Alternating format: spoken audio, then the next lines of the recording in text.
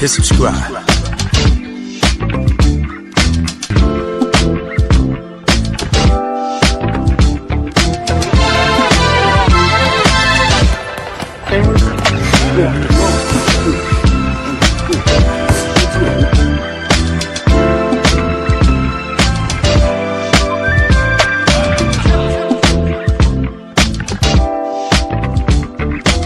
Subscribe to my guy, Uncle D. Tell him Big Bass sent you. Spurling. I'm an attorney here in Houston, Texas, an advocate for black men, largely because I am a black man. I'm a black father, I have black sons. Hey man, I do what I do.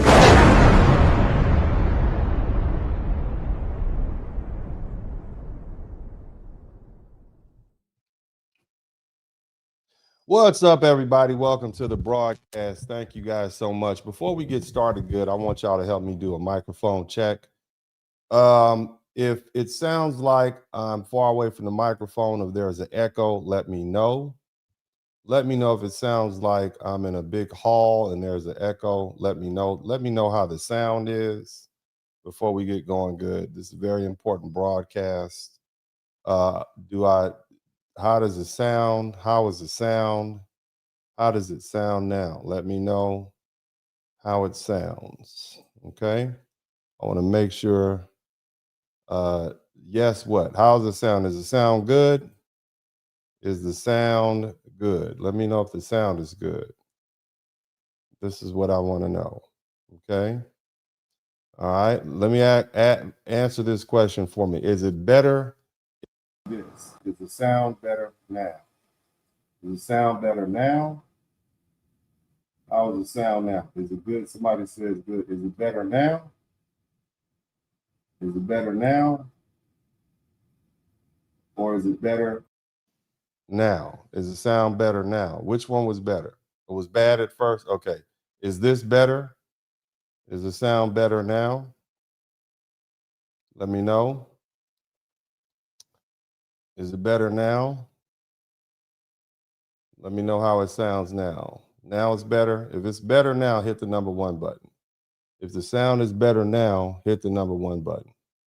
All right, cool. Thank you so much. I had a little echo in my most previous video. I didn't really like that.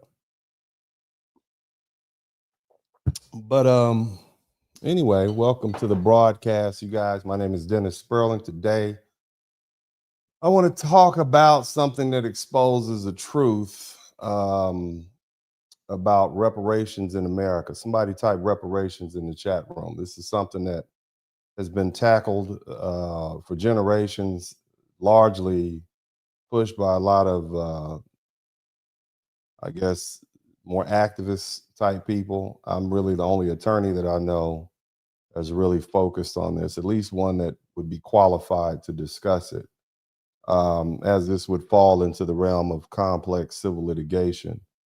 Now, again, when I talk about reparations in America, this is not a slogan or some talking points, and it's not political theater. And I'm not going to lie to you at all. Okay, so if you think that this is going to be a session where I'm going to promise you some pie in the sky, you're going to be disappointed. Okay, I'm talking about actual legal and political realities of what happens when Black Americans seek reparative justice from the United States government.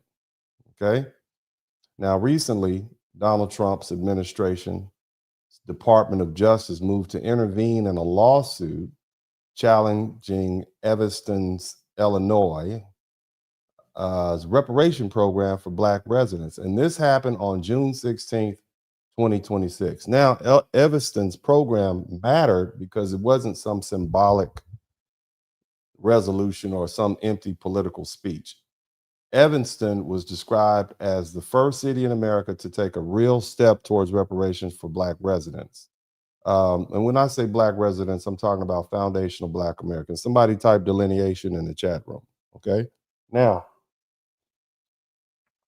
under this program, eligible Black residents or their descendants could receive up to $25,000 in housing-related grants. And to qualify, All they had to do was show that their ancestors lived in Evanston between 1919 and 1969, or they suffered housing discrimination tied to city policies. In other words, this wasn't random. This definitely wasn't charity. This wasn't even a giveaway. This was a local government attempting to address a specific history of targeted discrimination against Black people and their families for generations, which would have interfered with generational wealth. That was the whole point of that. But the Trump Justice Department's position was that this program was racially discriminatory. And the truth is, it is. It definitely is. And it's probably a violation of the Equal Protection Clause of the United States Constitution. And that's just the truth. Okay. Their argument was that Evanston was given cash payments and housing assistance to specifically to Black Americans and their descendants while excluding similarly situated people of other races. And that's the legal theory. And the federal government is now treating a Black repatriation program as unlawful discrimination. This was extremely targeted, and it was a tiny, minute amount. Okay. And see, here's the part people need to understand, and I want you all to pay very close attention. This is what reparations will look like in America, even if a law is passed on the federal level. Even if a city passes a reparations program, a little tiny city, not Chicago, Evanston, okay? It won't simply go into effect without a legal fight. It will be challenged. It will be attacked. It will be dragged into court. It'll face interference from other branches of government. It'll face federal government interference. It'll face hundreds of millions of dollars in litigation costs and attorney's fees. It's going to have to deal with injunctions, appeals, delays, years of litigation, obstruction before $1 ever reaches people it's supposedly designed to help. It's hard enough to get custody of a child. Can you imagine how difficult it is to get custody of that check? Somebody type cut the check in the chat room. Okay. Have you ever tried to change custody? That could take years. Have you ever tried to get yourself off child support? Years. Somebody type years in litigation. Imagine trying to get $1 trillion out the American government. Imagine all the people that are going to step up and say, no, we're not going to give those Blacks anything. We're just going to fund it just so they can't have it. The ones who are litigants now, they'll be dead before $1 passes to their hands. So again, when people say just pass a reparations bill, they need to understand that passing the law isn't the end of the fight. It's the beginning, okay? Because even if Congress passed a federal reparations bill tomorrow, that law still wouldn't exist in a vacuum. It'd have to be implemented by the executive branch. It'd have to go through federal agencies. It's going to be reviewed. It's going to be interpreted. It's going to be enforced. And it's going to be resisted by the Department of Justice and pretty much every state attorney general, even the ones in the liberal states. Look at what Gavin Newsom did to the reparations bill in California. He vetoed it. And that's the most liberal state in America. It will be any reparations law that goes in effect to give foundational Black Americans reparations is going to be challenged. It's dead in the water. States are going to sue. The federal government is going to sue. Advocacy groups are going to sue. Opponents will claim reverse discrimination. They'd argue equal protection. They'd seek injunctions. They'll freeze the program before it ever reached any Black Americans. And then what? And then we'd be looking at decades of litigation before anything meaningful happened. And that's why asking the federal government for reparations is going to fail if Black Americans think the request alone is enough. Evanston is a small, little, tiny town. This is a tiny example of what the larger fight would look like. This wasn't even a national program. This wasn't even Congress writing checks to Black Americans. This is a little $25,000 check for housing. This is one city trying to address a very specific local history of housing discrimination. And even that was enough to trigger a federal response. And that needs to tell you everything you need to hear. Now you have the mayor of Evanston, Daniel Biss, said the city stands behind the program. It believes it's constitutional, and it intends to fight it in court. We don't know for how long. Maybe until he is no longer the mayor. My whole point is this: they still have to defend that in court, and it's going to cost money. They're going to spend millions of dollars. Think about this: you're going to spend millions of dollars to give residents $25,000. Think about that. Think about that.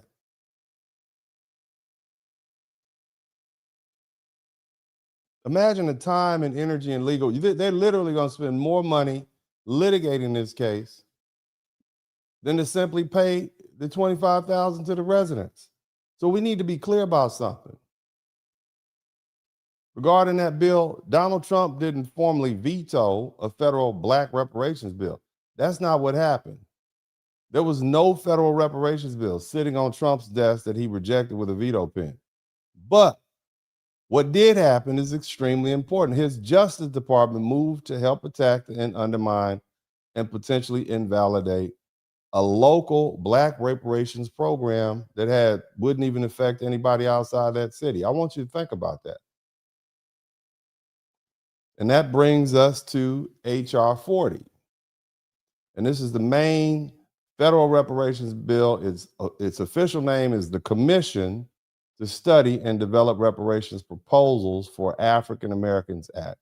And in the current Congress, it was introduced by Representative Ayanna Pressley on January 3rd, 2025, and referred to the House Judiciary Committee. Now, let me tell you something. They've been reintroducing this bill for years.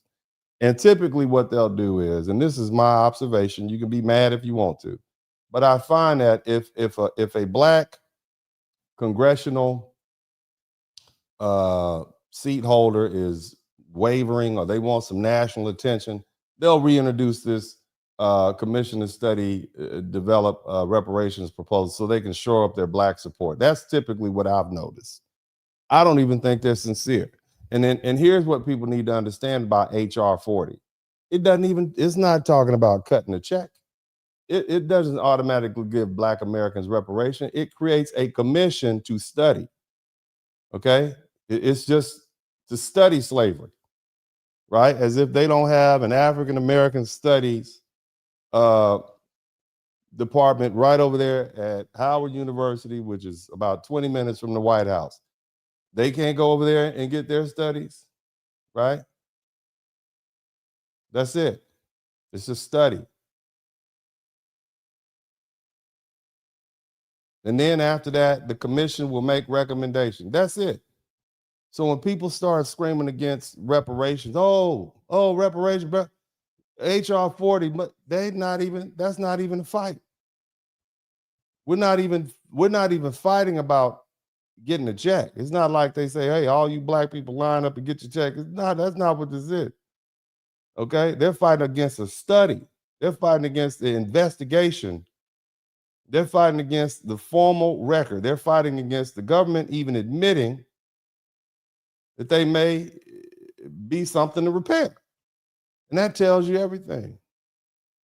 And HR 40 hadn't even passed Congress. They've been reintroducing this for years. It hadn't gone to Trump's desk or any other president's desk, but politically and legally, the message is still loud and clear.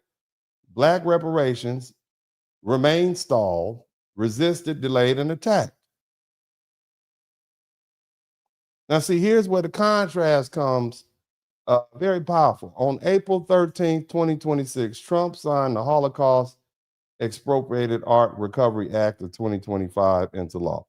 All right, now this is something, the law extends and expands legal remedies for Holocaust survivors and heirs to pursue artwork and cultural property stolen by Nazis.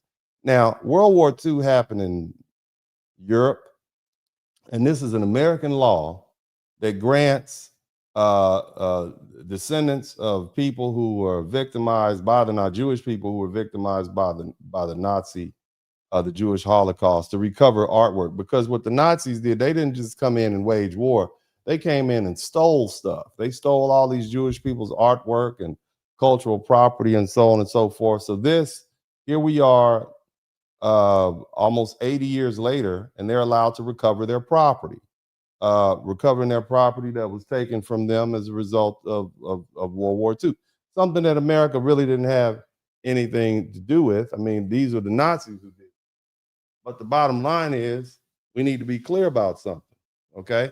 And let me say this. I'm not against Holocaust survivors or their families recovering what was stolen from them. Not at all. I mean, they should do that. That's not the point. The point is that the United States government clearly knows how to create legal pathways for historical restitution when it wants to. It knows how to recognize historical harm when it wants to. It knows how to extend deadlines when it wants to. Somebody type statute of limitations. It knows how to create special legal remedies when it wants to. It knows how to help descendants recover stolen property. And it knows how to treat historical injustice as something that still matters when it wants to. And the question is simple. Why isn't the same legal creativity, seriousness, and institutional protection extended to Black American descendants of slavery? When the harm involves other groups, the federal government knows how to act. And see, that's not the only one. In 1988, Congress passed and President Ronald Reagan signed the Civil Liberties Act, and it gave surviving Japanese Americans $20,000 each and a formal apology for being forced into internment camps during World War II. And in 1946, Congress created the Indian Claims Commission to hear Native American tribal claims into stolen land and broken treaties and unfair treatment by federal government. And that commission ultimately awarded them then $800 million to the tribes. And that was a lot of money in the 1980s, okay? Even though it didn't restore the land, they still got almost $1 billion. In 1971, Congress passed the Alaska Native Claims Settlement Act, which extinguished Alaska Native Aboriginal land claims, but it created Native corporations that provided land and monetary compensation as part of the settlement. And many of you all were alive during this after 9/11 or after September 11, 2001, Congress created the September 11th Victim Compensation Fund to compensate victims, families, and later first responders and survivors who suffered as a result of 9/11 related illnesses. So my point isn't that the government doesn't know how to create remedies for historical injury. They get real creative when they want to. Somebody type when they want to in the chat room. The government knows how to create commission. It knows how to identify claimants. It knows how to compensate descendants, and it knows how to extend deadlines. It knows how to reopen old claims, and it knows how to set up funds and agencies and procedures and legal pathways when it wants to, or should I say when the political will exists. But when it comes to Black American descendants of slavery, when we ask for reparations for stolen labor, stolen land, our stolen bodies, destroyed families, redline neighborhoods, blocked wealth, government hack, racial harm, suddenly the same government becomes confused and says, oh no, we need to be colorblind, okay? And that's the contradiction. And the issue isn't whether the government knows how to repair historical injustice. The issue is whether the people in power are even willing to use that same legal machinery when victims of Black American descendants of slavery. And the truth is they're not. Can we just accept that truth? They're not. Okay? Because see, the problem isn't ability. We are the United States government. We can do pretty much whatever we want to here in the United States. The problem is political will. That's it. Okay. What I'm saying, let me say this otherwise. The problem is the government doesn't want to do it, and you can't make them. Is that clear? So when we talk about reparations, it's not going to happen. And that is my legal opinion. Okay? That is my earnest, most honest legal opinion. You're going to get wrapped up in so much, or at least not that route.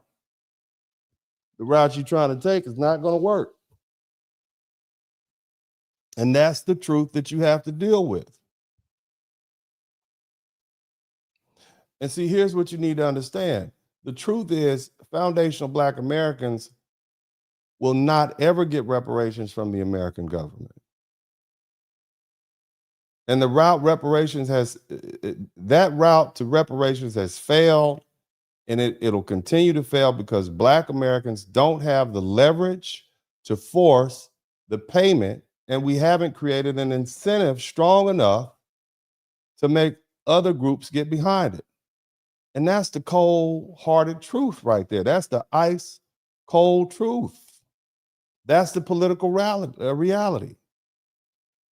Why would the average American voter support raising taxes, increasing federal spending, or redirecting American tax dollars to one group of American citizens for reparations? Why would they do that? What's the incentive for them to do that?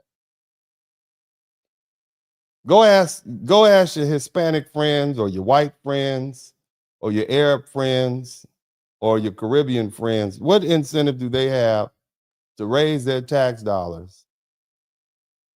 Or how can you make them do it? Tell me, how are you gonna make these people do it? Huh? I'm talking, somebody type FBA and all my foundational Black Americans in it. Let's have an honest conversation, because I'm going to speak to you honestly. What's in it for them? What benefit do they receive by sending Black Americans a check totaling $1 trillion? What pressure are they under to do that? I want you to just think about that. We got busted highways and busted roads, and education is underfunded. The healthcare is shot to crap. We got a bunch of old people running around. We got a drug epidemic. What's their incentive? What do they lose if they say no? And until Black Americans answer those questions, federal reparations is dead in the water. Look, I know people don't like to hear that, but apparently lately I'm the one. I'm gonna just give you the bad news. I'm that guy, right? I'm that lawyer. Somebody type mean lawyer in the chat room. I guess that's me, right? I know it makes you mad to hear that. Somebody type sellout in the chat room. I'm a boule, I'm a sellout. I'm just telling you the truth. If you don't believe me, go ask some white people how they feel about giving you reparations. Ask them if they're willing to raise their taxes to give you reparations. I'm just saying. Most of them are going to say something like, our ancestors didn't even get here to 1915. We didn't have anything to do with it, and you weren't in slavery. That's what they're going to say. I mean, think about it. These people barely wanted us to drink at their water fountains. They fought us over school buses and neighborhoods and voting rights and contracts and housing and basic human dignity. So what makes anybody think they're just going to turn around and hand Black Americans $1 trillion because we made a moral argument? Think about that. Yeah, slavery was bad. We know it was horrible. But that's a moral argument. I want you to think about that using your common sense. The same government that had to be forced to recognize us as full citizens is just suddenly going to write a historic check because we gave a powerful speech. America doesn't have $1 trillion it's willing to give to Black people. And even if it had the money sitting there, right, just sitting over there on the dresser somewhere, yeah, let's just get the Blacks, just line them up outside. We'll give. Even if they had the money sitting there, it wouldn't give it to us without pressure or leverage or some sort of benefit to the people controlling the money, right? And that's why any serious reparation strategy has to satisfy two basic requirements. First, there has to be an ample source of income, large enough to fund the remedy. And second, there has to be leverage or an incentive. Either we hold something over the person or institution or government or entity when we want money from, or we present them with an option where they benefit too. And without money, leverage, or incentive, reparation, it isn't a plan. It's begging dressed up as politics. Now, that being the case, I have the answer. Somebody type the answer in the chat room. I have the answer. Shout out to everybody. I know you all are going to learn something. Shout out to everybody in the chat room. I'm absolutely certain that you all are going to learn something. You don't owe me anything. But if you learn something, I should earn something. That's all I say. But I absolutely must ask that you subscribe to the channel. Now, are you ready for the answer? Are you ready? Because see, you all have been fighting me for this for about 6 years now. Are you ready now? Are you ready for the answer? See, we have a lot of new subscribers, and they were like, well, what's going on? We thought you was a right-wing conservative. Absolutely not. But nor am I liberal. I'm pragmatic.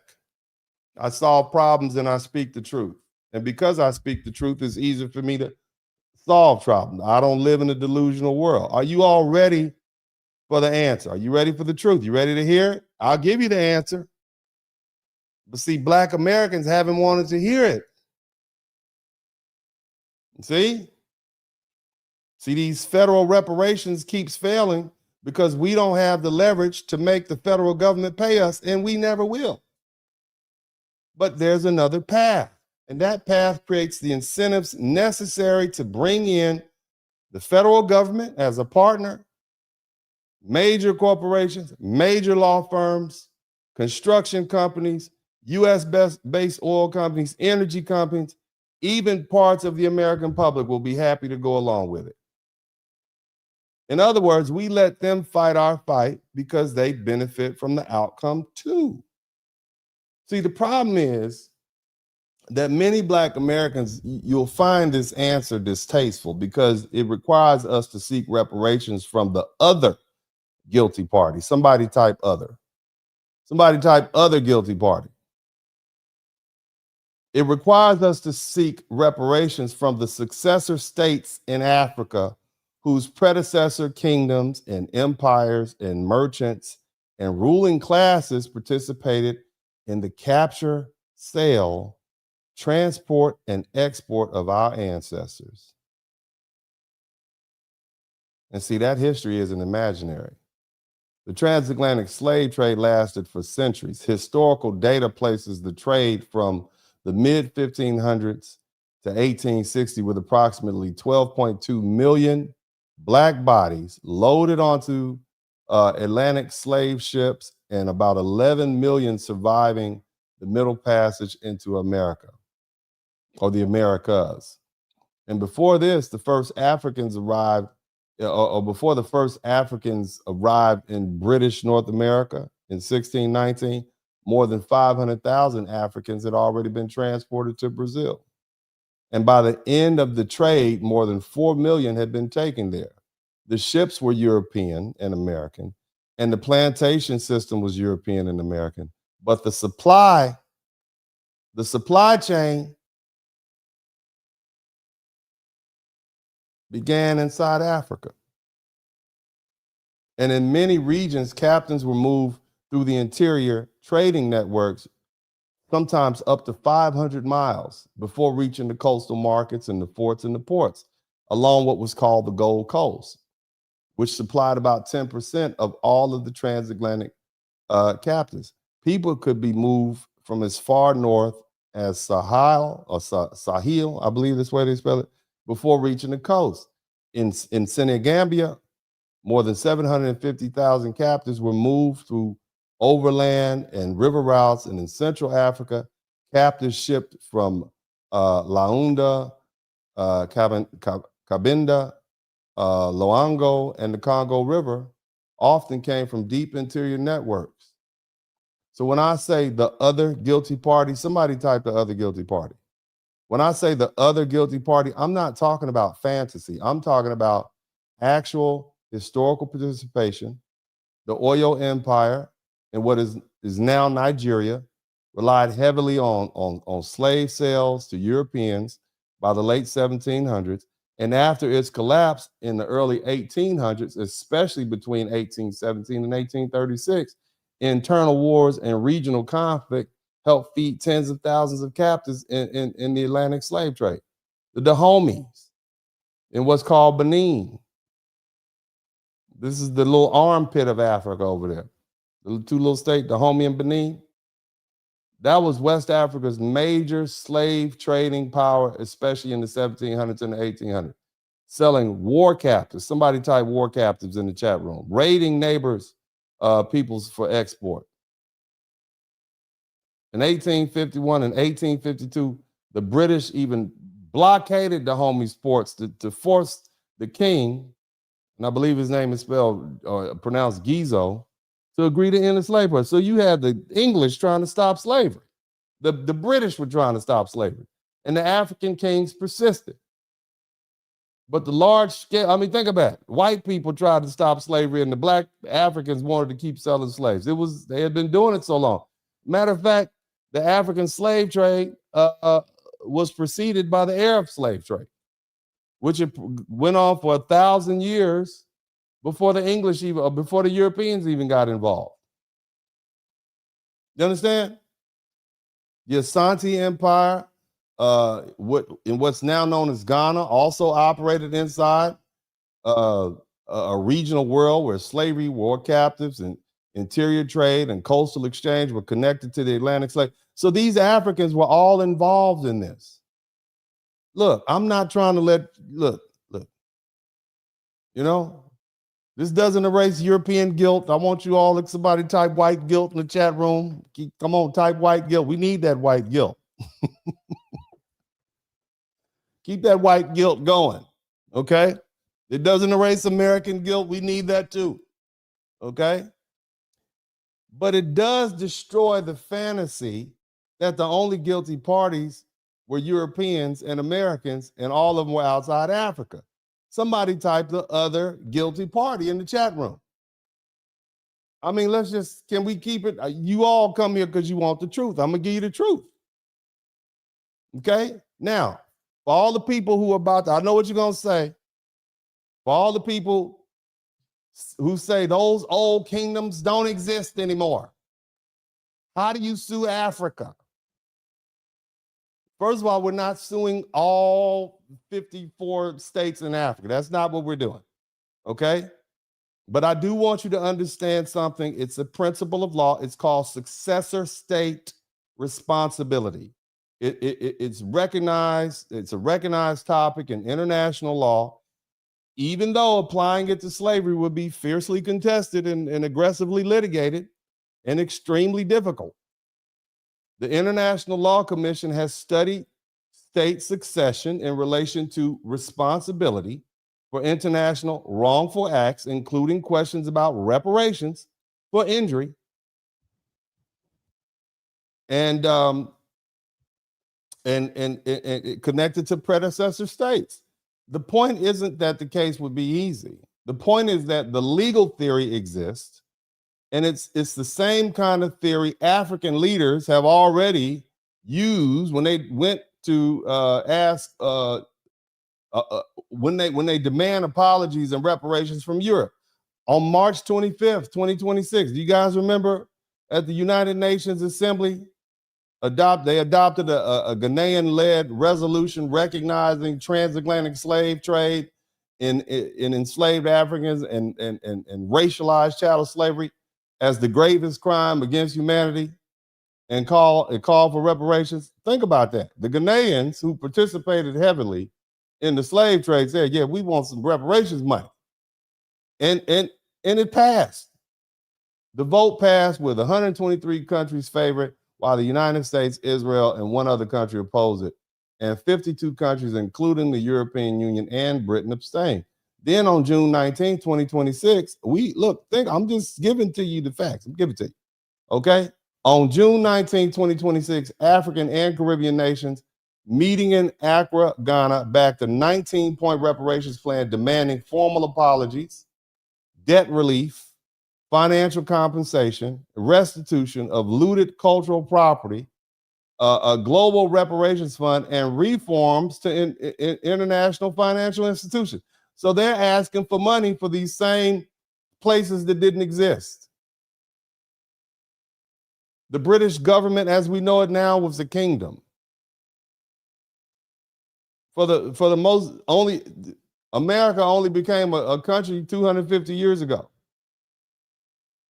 Germany was just a bunch of tribes, basically. Those places didn't exist. They were kingdoms. So here's the question to Black Americans. It's simple. Are you ready now? Because they're doing the same thing they said you all been telling me for 6 years that I shouldn't do. That's what you all been telling. Y'all ready? If you're ready, let me know. Are you ready now? Are you ready to stop romanticizing Africa long enough to deal with the large historical reality? Are you ready to admit the foundational Black Americans need our own identity, our own claim, and our own remedy? Because clearly the Ghanaians and the Caribbeans aren't going to do it for us. We weren't even invited to their 19-point reparations plan meeting. You see? And see, that's why the delineation movement matters. This isn't about hating Africans as individuals. It's not about hating the continent. It's about telling the truth. Black Americans aren't merely Africans in America. We are descendants of people who were captured, sold, shipped, enslaved, bred, exploited, stripped of our land, language, inheritance, and national identity, and then forced to build a new people here. So if we're serious about reparations, we have to pursue every guilty party, not just the one that feels emotionally convenient. And if the federal government won't pay because we don't have leverage, then we have to create a claim that gives powerful institutions a reason to join us and back us and fund us and litigate with us and benefit from the recovery. And that's not begging, that's strategy. So if you're ready, type I'm ready. I got you now. Now, before we go any further, I want to share some videos with you guys. I hope you all learned something. I'm going to give you something. I hope you all learned something, but let me go ahead and do what I normally do. I want to share some videos with you all to kind of lay, I guess, the background, so we kind of all on the same page. You guys make sure you hit the #1 button if you appreciate what I'm doing. Make sure you subscribe to the channel. I certainly would appreciate you all doing that. I want you all to check a couple of these videos out. Let's start with this. Let's start with this video. This is the Ghanaian president. Remembrance and reparations to back a draft resolution recognising the transatlantic slave trade as the gravest crime against humanity. There's no such thing as a slave. There were human beings who were trafficked and then enslaved by people who believed they could own those human beings as. Respectfully, Mr. President, they were Black people who other Africans captured and sold to Europeans. Let's not get lost in the term traffic. They were captured and sold to Europeans almost 500 miles in. Okay, let me help you understand that. White people were not walking they weren't docking their ships on the west coast of Africa, getting off their boats, walking 500 miles inland in Africa, okay, and then marching those people back through the bush to the boat. That's not what they were doing. They were hopping off the boat. They would go to a slave pen. They would pick up all that Black Africans they wanted, put them on the ship, and sail to the Americas. That's what they did. So let's not confuse what trafficking is. But we'll let the president finish speaking. As chattels. The consequences of which he says still persist today, and accused the US of normalising the erasure of history. Schools are being mandated to stop teaching students about the truth of slavery, segregation, and racism in American history courses. What about the slavery and racism in Ghana, sir? What about that?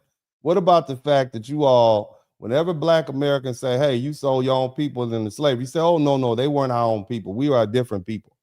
They were enemy combatants. We captured them during war. Let's not do that. We're not doing that. Okay. Listen to this. Listen to this European leader respond to this guy, and based on what I just said, listen what he's saying without saying. Slavery, segregation, and racism in American history courses. There are some fake news articles suggesting that the sponsors of this resolution called into question President Trump's support of the Black community. We reject any such suggestions. The result of the vote is as follows. In favor, 123, against 3, abstentions 52. Argentina, Israel and the US voting against. I want you to keep in mind, okay, the Royal British Navy had to patrol the west coast of Africa to stop slave ships from coming into the west coast. Okay, I'm just saying.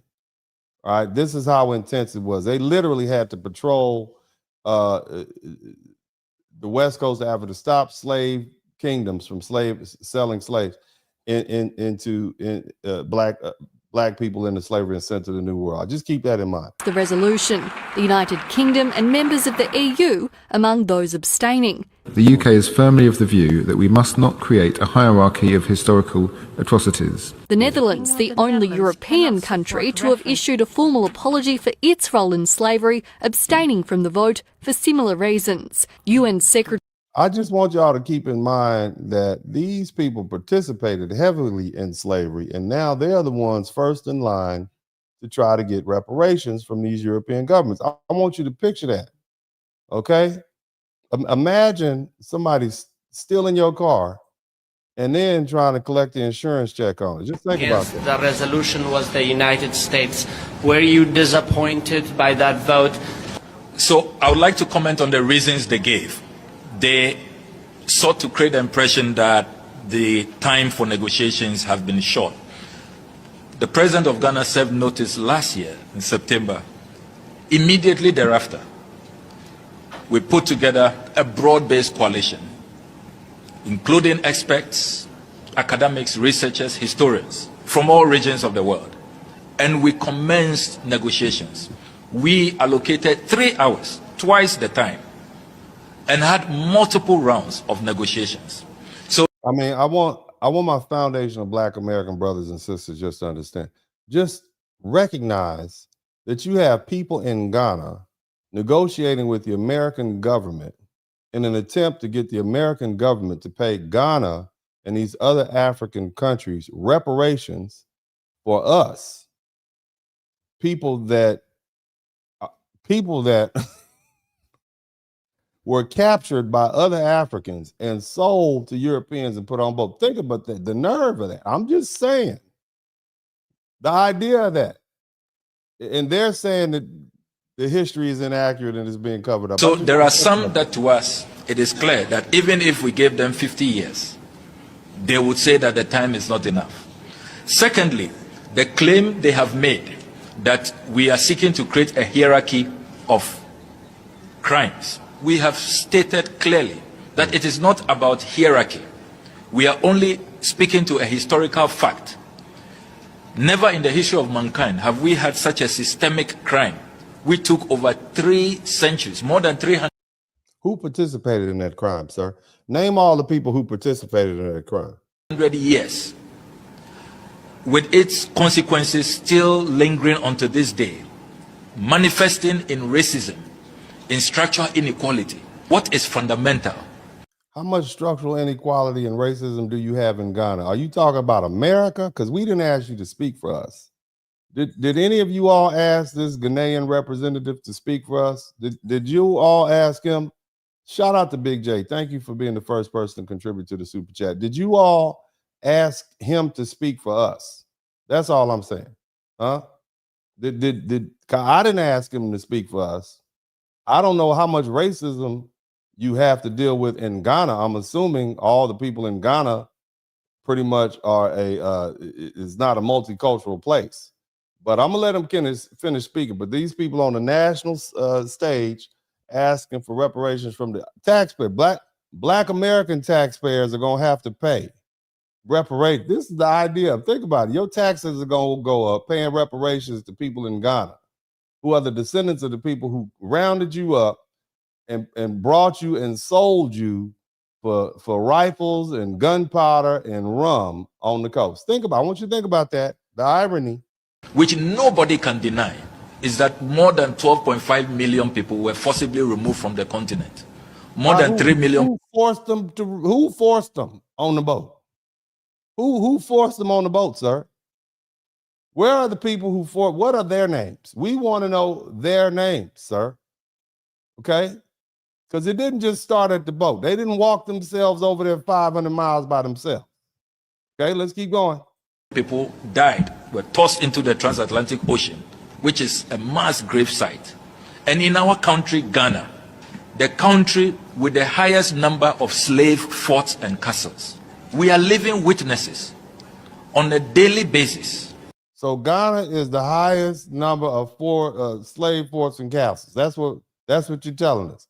Okay, who was filling those slave forts and castles up? Where were those bodies come? Who was walking in the interior? You telling me some white European man from Scandinavia was walking through hot, humid Africa in 1750, rounding up black people? You sure? Maybe it looked like he had some help. Okay, they didn't have Uber back then. Oh, it wasn't no Uber Eats. They wasn't doing Uber delivery slaves to the coast, sir. Okay? When we go into those castles and forts and we see the door of no return, we break down. One of the key reasons raised by the United States for which reason they are abstaining is the lack of clarity on who is the recipient of the reparatory justice. What is your response to that? Yeah, who is the recipient? Who's getting this money? It's surprising. In this resolution, talked about frameworks which will put in place that will take care. Who's getting the money? I don't want to hear about frameworks that are put in place. Which African lord, okay, strongman is going to take the money and go dump it in some European bank? Which one of y'all is getting it? That's what I want to know. I don't know what that means. Framework. Somebody type framework. It was a straightforward question. Who is getting the money? Of the consequences, the lack of opportunity, discrimination, the degradation of people of color. And we have made clear that African leaders... Hold on a minute. You mean people, does that include Mexicans and Arabs and Asians? Is this what you're saying, sir? So people of color, somebody type people of color in the chat room. Sir, who put him in charge? Do y'all have his cell phone number? Can somebody send it? I want y'all to find him on Twitter and ask him who's getting the money. That's what I want to know. Caribbean leaders are not looking for money. It goes against our conscience to seek to profit from this. We are talking about... I don't believe you. I don't believe you, sir. I don't believe you're not looking for money, sir. About courses to deal with the structural inequalities. And we are also talking about the return of artifacts. There are thousands of artifacts from Egypt all the way to the Ashanti Kingdom in Ghana. Again, it is totally wrong for... So y'all want your artifacts back, but you don't want your black Americans back. You don't want the blacks back. You don't want the people you sold over here. You just want the mask and the spears back. That's what you don't want black. Y'all hear that? They don't want us back. They're not sending for us. I just want you to keep in mind, they're not sending for us, you all. They're sending for artifacts. Okay, they want their Ashanti beads back and so on and so forth. Not us. I'm just asking questions. That's all I'm doing. Be offended if you want to, but this is what it sounds like to me. A claim to be made that there is no clarity about who benefits from reparatory justice. You still ain't answered the question. Who benefits? Who's getting the money, sir? Where's the money going, sir? With your Brooks Brothers suit on. Where's the money going? Who's getting the money? No answer. No answer at all. Okay? Now, for you all who may not be aware of, what it was like, this young lady posted the video up. She went and visited a place called Gory Island. And I think I have her video here. Well, actually, y'all remember this guy right here. He's an African. And he seems a little upset. He seems a little, look, think about it. No. Ghana has, so apparently Ghana has gone and done the exact same thing the FBAs were worried about. No, Ghana has done the exact thing FBAs were worried about. Foundational Black Americans, they said they were delineating because they want to have their reparations. And what does Ghana do? Ghana goes to the United Nations and asks for reparations. Africa, why? I don't know. Tell me. Africa, why? Because they want the money, sir. That's Did why. you ask for their opinion? No, they didn't ask. Did you ask for their opinion? No, they didn't. They didn't ask us anything. What is this, bro? It's a scam. Foundational Black Americans said they want to delineate so they can get their reparations. Delineate, yeah. And what does Ghana do? Ghana goes to the UN and asks for reparations. And you wonder why these people don't like you. Yeah, we don't trust y'all. And you wonder what, you know what?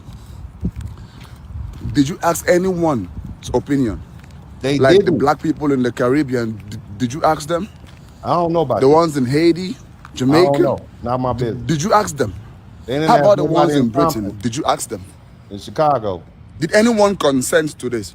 No, we didn't. Nah, because this is why Black Americans keep getting upset with Africans. We just... Yeah, that's what we've been saying the whole time. I know. I'm live on the backup page. Join me, let's talk about it. No, I'm good. I'm good, man. I'm gonna ease on up out of here. But that's exactly what we're saying. That's exactly why we don't trust y'all. This is, even when the Africans start saying, yeah, that's a little slick, then you know it's slick. All right. Do y'all want, who in here, which Black American wants reparations dollars to go to Ghana? If you all want reparations dollars to go to Ghana, I want y'all to type yes in the chat room. If you want reparations, that you want to raise your tax dollars to send it to God, let me know. So much more difficult to digest what happened during slavery, just being here. There you Seeing it versus reading about it in a book. This year for Black History Month, I wanted to explore my ancestry. So I started at the door of no return, the final door my ancestors walked through before being forced into slavery in America. Bring them to Gore. The slaves stay here 3 months. After 3 months, they go to, here is where? America, United States. When they go here, is which country? Brazil. Oh, Brazil, yeah. Brasilia, other would die, like Caribbean island, Jamaica. The troublemakers, they go to Jamaica or Haiti. And you have this triangular commerce. So they know the history. They know what happened. Because oftentimes when we talk to people in Africa, we don't know anything about slavery. He know the whole history. This is how they did. They stayed here for 3 months. And then what happened? The ship picked them up. And it depends on what ship it was. You know, the Scandinavians, they always coming through. They come through deep. The British, they only come through every now and then. And the Spanish, boy, you don't ever want to get on a Spanish ship. They have no amenities available for anybody. They have no concierge service, no room service, nothing. Okay, those are the worst ships to be on. This dude got the whole breakdown. He got the whole breakdown. You cannot tell me these African people did not know what slavery was, and they did not know what kind of slavery we were dealing with. In fact, there was a lot of Africans who end up being enslaved. They got thrown on a boat, end up being enslaved, and then they got in the slave business themselves. So, you know, playing naive is no longer acceptable. But this young lady is over here visiting Africa. And, you know, it's also a very emotional tour for Black Americans, because this is our real history. You see, this is what our ancestors had to endure. And so, you know, it's an emotional thing. We want to lash out, but we don't want to lash out. We don't want to hold that other party guilty. Okay, let's keep listening. Right. Yeah.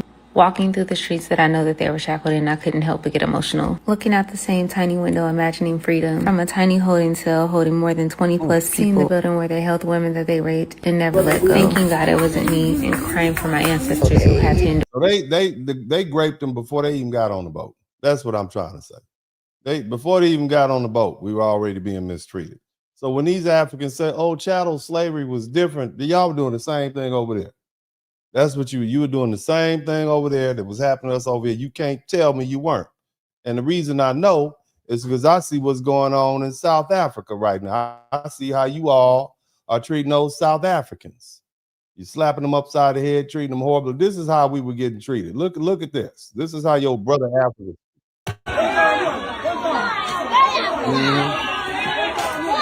Yeah. That's what they were doing. You don't think our ancestors willingly got on those boats, do you?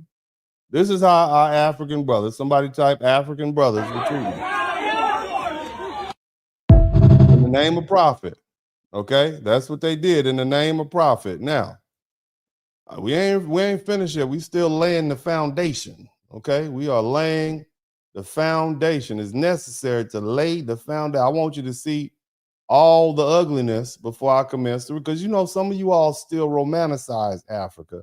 You still believe, oh, Africa's the motherland, and we just gonna escape these big bad Americans, and we're gonna go over to Africa, and we're gonna get treated well, and they didn't treat you well on your way out.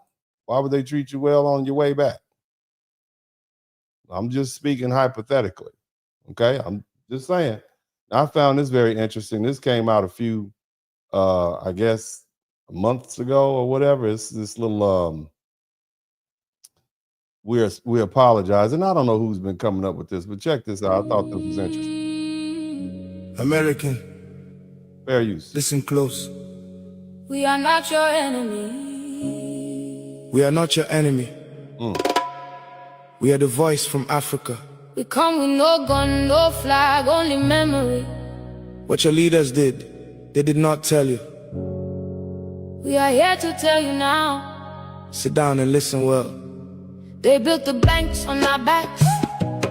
They got the little, They built the labs on our blood. They built the bombs from our soil. They built the empires from our bones. And they never told you a word. What was stolen from black people? The land, the gold, the bodies, the names, the hands. Y'all sold us, sir.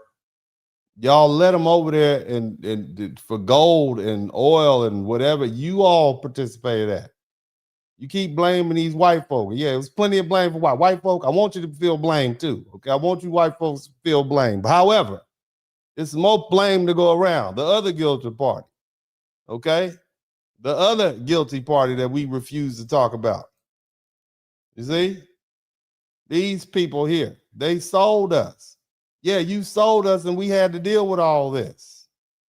That's the whole point that I'm trying to explain to people. The medical experimentation, the grapes, the chattel slavery, etc.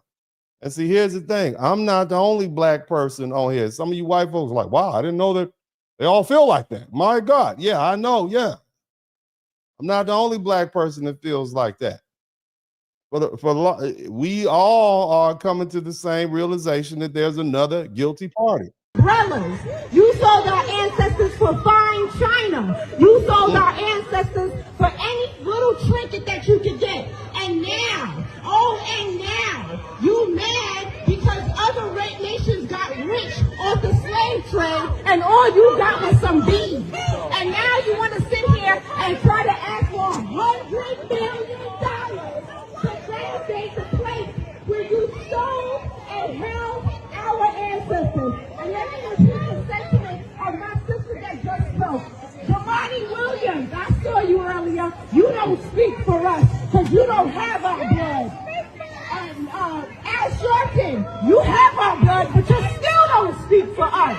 You are a shakedown artist, a preacher without a church. You don't speak for us. Oh, yeah. Who else?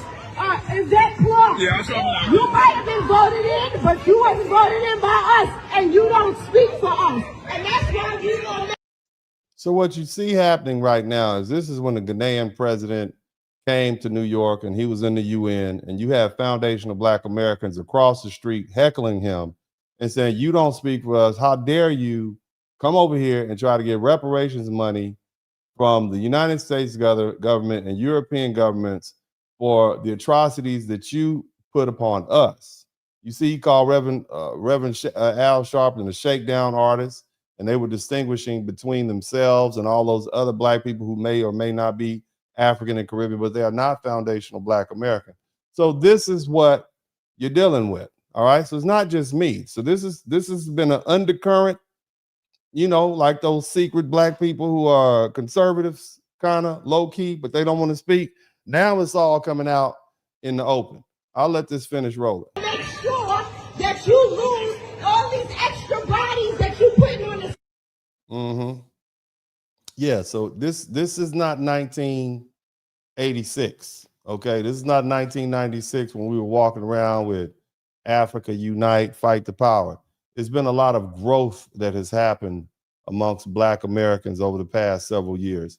And part of that growth is accepting the reality that a lot of these African and Caribbean folk, but you know, Caribbeans share the same history, but specifically the Africans have been, you know, we're not the same people. And no matter what you say, we're just not. I found this video very interesting. I'm going to let this play. This is an African calling a foundational Black American man the N-word.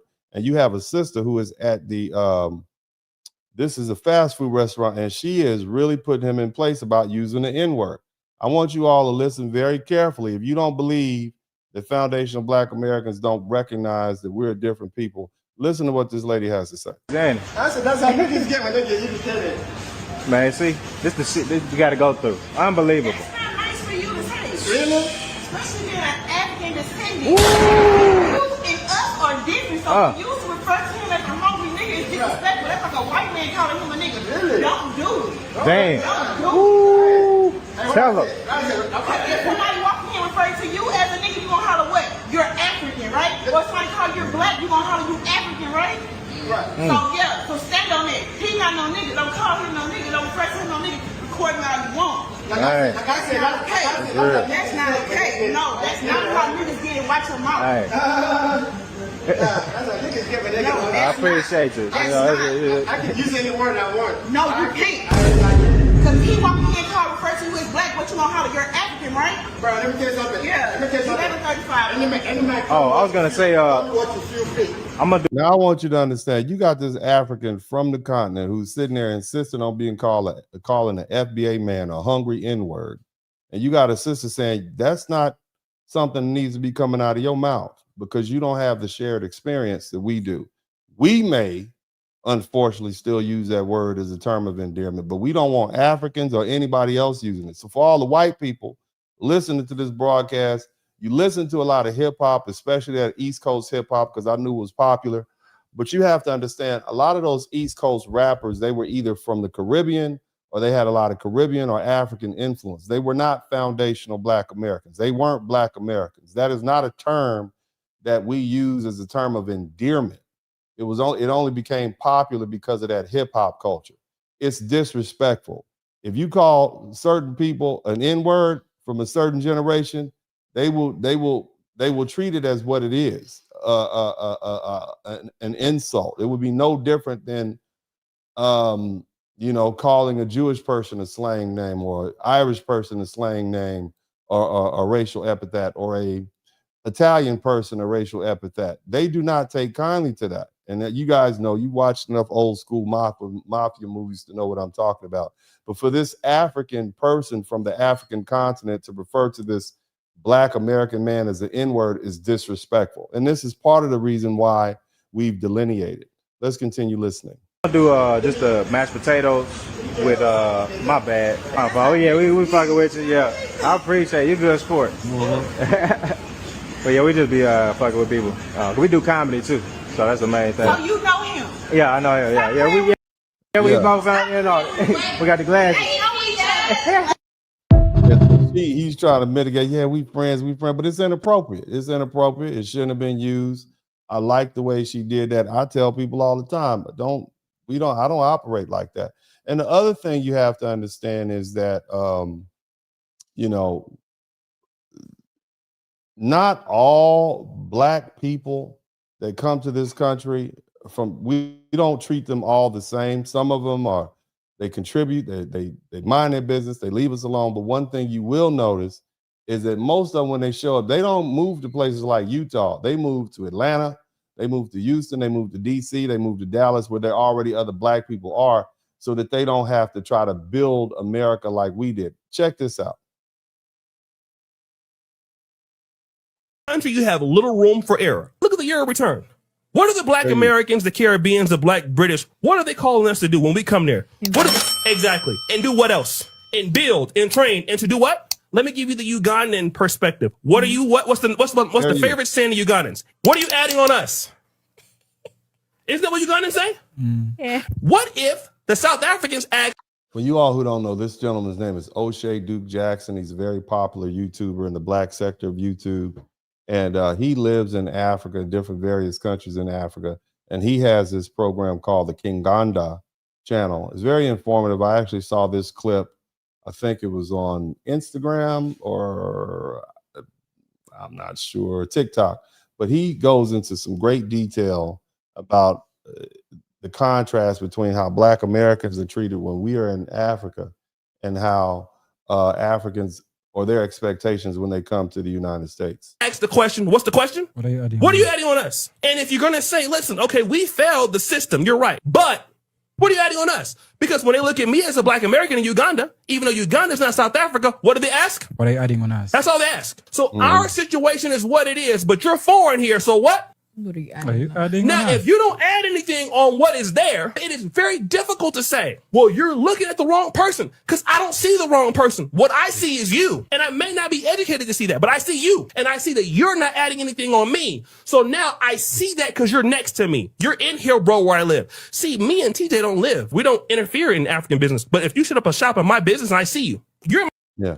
When Black Americans go to other countries, we mind our business. We don't get involved in their politics.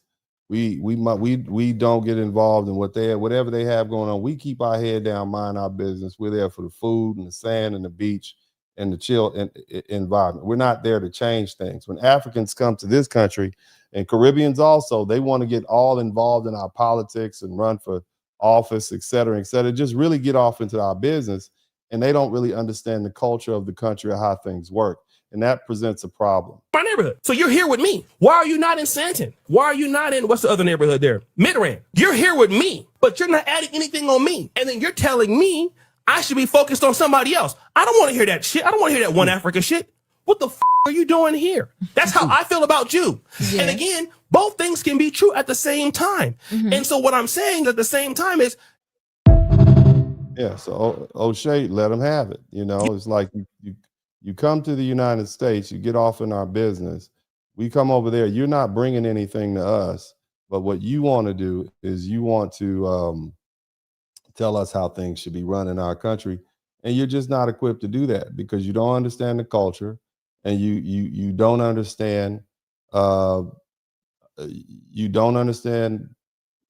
what the forces are the political forces you're dealing with. And so you're just making a bunch of missteps. But let's continue looking. You guys know this. This guy's name is Byron Donald. This gentleman, I think one of his parents is from Panama. The other one is from, I don't know what other Caribbean country, but he's running for governor of Florida. Now, I want you to listen to what he has to say about reparations. And the first thing you should ask is, why is it any of this guy's business? But let's listen. My mother's Jamaican. My father's Panamanian. You have a lot of Black people in this country who are not descendants of the American slave trade. So I already know off top, there's a lot of Black people in America who aren't going to be able to get that kind of benefit. Support reparations for what Leonard just deemed as, quote, fair use, foundational Black Americans? No, I don't. No. But I want to explain that. So here you got a Caribbean first-generation immigrant who's in this country, walks amongst foundational Black Americans, and now he is running for political office and he's opposed to reparations. I just want you to think about that. And this is why a lot of Black Americans have a problem with immigrants. This is why we're delineating. And we're getting to the point now, it's not just about whether you're Black or not. We want to know, what is your lineage? In other words, do you have any skin in the game? Okay, who are you and where you came from? Check this out. This has been going on for a while. Reparations, you call it ignorant? No, because you don't. What makes you think you have a right to my birthright? Why are you even talking to me about it? So why do you feel like I can't talk to you about it? Because you really have no claim to it. So if you're not contributing to the conversation and you're not helping and you're down on me, you should really shut the fuck up. Because I'm African, I don't have a claim to it. What you mean you don't? It's called American Descendants of Slaves, my G. I was born in Texas. My G, it's called American Descendants of Slaves. Your parents are not American descendants of slaves. Hello? Your parents are from Africa, correct? Yes. That means you have they didn't pick no cotton here. They wasn't brought over here in fucking slavery. They just got over here in last generation. What the fuck are you talking about? You just gonna turn this into whatever the fuck you want to? Why are you trying to disrespect my birthright? So allow me to respond. That the people you're talking about, a large part of them were African. Okay. And they had children who are descendants of those Africans. American. So that guy's, the Nigerian's argument is that, well, their children were kidnapped. And so because of that, the parents who lost the children or their children were captured and sold, they should be compensated for losing their ancestors or their descendants who ended up over here. When? Okay, so you're telling me that the people who descended from the people who were actually sold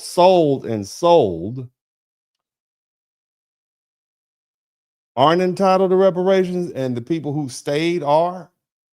I'm just saying.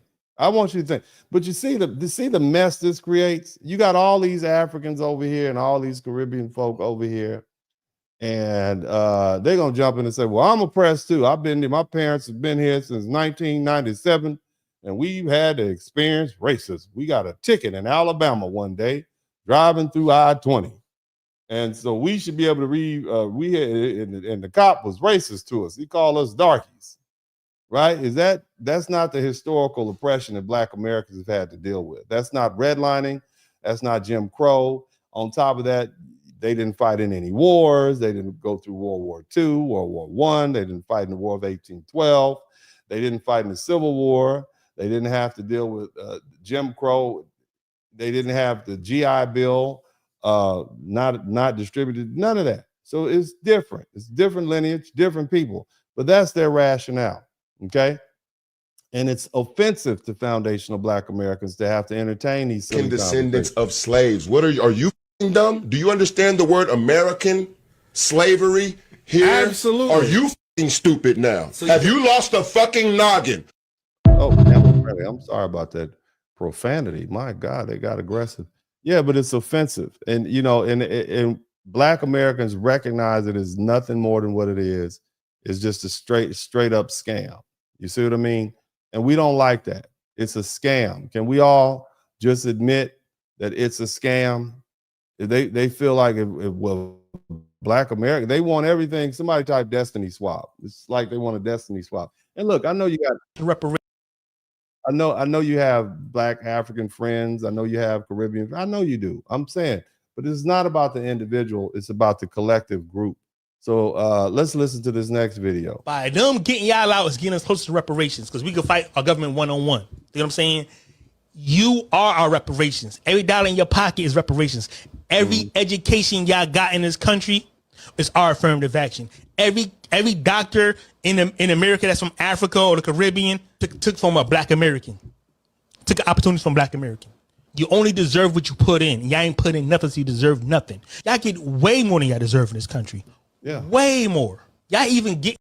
You're not entitled to anything. You're only here because we're here. You don't move to places where it's just white people. You move to places, you integrate yourselves into places where there are Black Americans who already existed. It makes it easy for you to blend in. More shit than we got, and we are from this country. And y'all want us to stand with y'all when y'all get more than us in our country. We have to die for it, where it's just given to you on a fucking gold platter. No, go back to hell. Go back to your shithole country. That's what we want. We want y'all humbled again. We want your kids with pot bellies and starving again in rags. We want y'all back in huts. We want flies in your face. We want the cartels to chase y'all down and have y'all scared to death. We want y'all to be refugees in your own country again. We want all y'all to be we want all y'all to be terrorized back in your country, because when we was terrorized in our country, there was no refugee status for us. Nobody took us in. Nobody sent us no fucking money or no aid.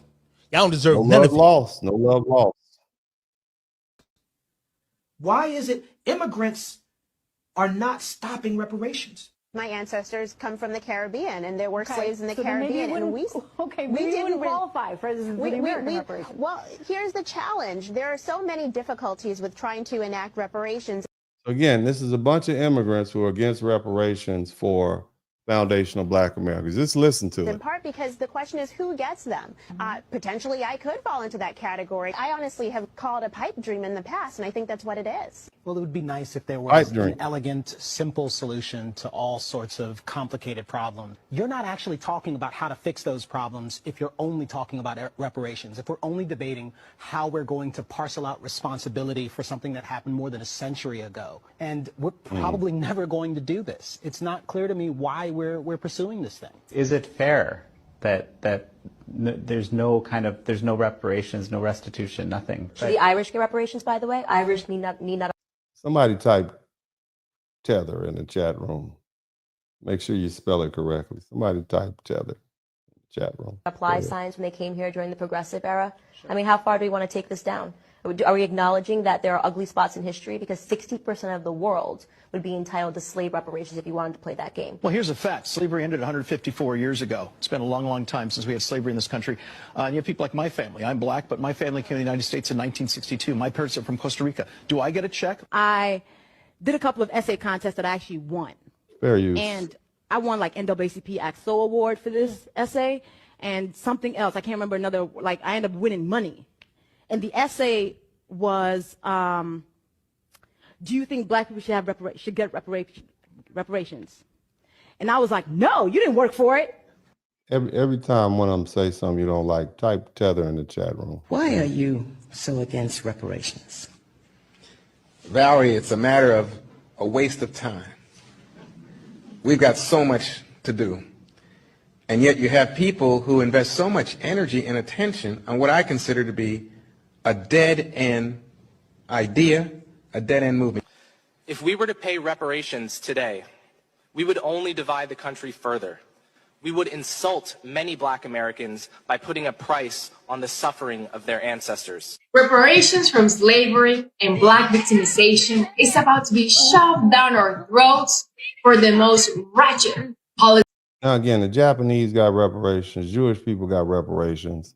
Hell, did you all know that the slave owners from the plantations got reparations? Did you all know that? Did they tell y'all that in your school? Did they tell y'all that? I'm shocked. Compensated, and I think that they've let the problem get so big now that it is complicated in a sense of who should get paid, and it is complicated in a sense of who should pay, because just like when there's instances of police brutality where people then settle, whether in court, out of court, or whatever, it's actually the taxpayer, not the police union, that pays that money. So you partially paid yourself back for getting your ass whooped in the street. Growing up in England and understanding that the slave owners were paid up until 2015 to give up slavery. Did you realize that? That was still being paid in England up until 2015. And so the discussion about reparations that's going on now kind of makes me smile and laugh, and not that people don't realize that we had to pay for that. And now we're asking to be brought on the same level. I feel like. So again, not every Black immigrant is a tether. Okay. But what they mean when they say that term tether, they mean someone who has tethered themselves to the Black American experience here in the United States. And then they claw their way inside and then they undermine it. Okay. We're not talking about every Black person. It's not every Black person is a tether who comes to this country. That's not what we're saying.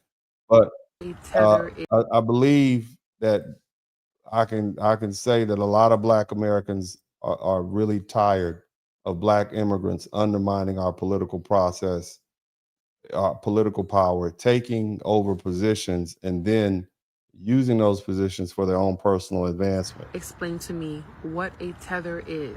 So if you have a reparations panel, you have a group of people, 7 people, 10 people, all of them Black. They look Black. When you think Black, you think Black Americans first, usually.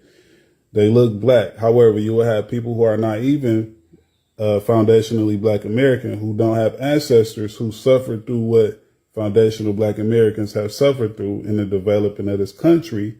You have those who feel that they are not entitled to the benefits that we have suffered from. And because they're not entitled to those benefits, they will vote against reparations. And that goes into colonialism and white supremacy. When they come over here, they want to integrate into white supremacy and colonialism. So they will be racist. They will be prejudiced. They will not greet you when you speak. Those are the tethers, not just immigrants in general. There's some good immigrants too. Yeah, and I think that's fair. I think that's fair. We've had some great Black people who've come to this country who are of Caribbean descent, one of which comes to mind. When I was young, he was extremely popular. His name was Minister Louis Farrakhan. And print up a lot of money and say, all right. Now, I believe his parents were both Jamaican. Negroes.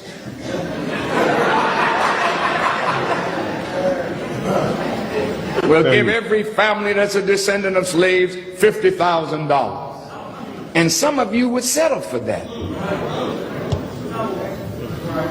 Not as long as I'm in the world.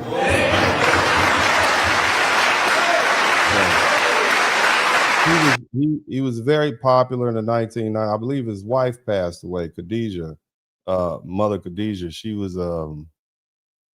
they had been married 72 years. But again, you know, so it's not every Black immigrant. We don't want to throw them all under the bus, but golly, it's enough of them that, you know, you just create too many problems. Okay, but we'll read a few. Reparations is determined by the harm. Okay. So there are 3 errors of harm that many activists include within the reparations movement. The first error of harm is the transatlantic slave trade and chattel slavery. So the who there would be descendants of Africans enslaved in the United States. I agree with that. Foundational Black Americans, that's who we're descendant of, you know, including the Black indigenous population that was put on those plantations. That's a story for another day, but I get the gist of what you're saying. I agree. The second error of harm is Jim Crow.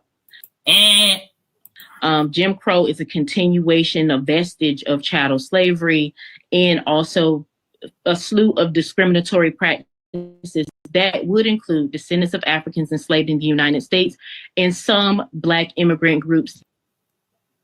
No. There it is, family. Family, we gotta be errors of harm. You got a lot of basically what she's saying is not just the descendants of African slaves, but those people who came to this country. There it is, family. Those people who came to the country voluntarily. And then after coming here voluntarily experienced slavery, they should be entitled to reparations too. And that just opens the floodgate for abuse, fraud, and discrimination. And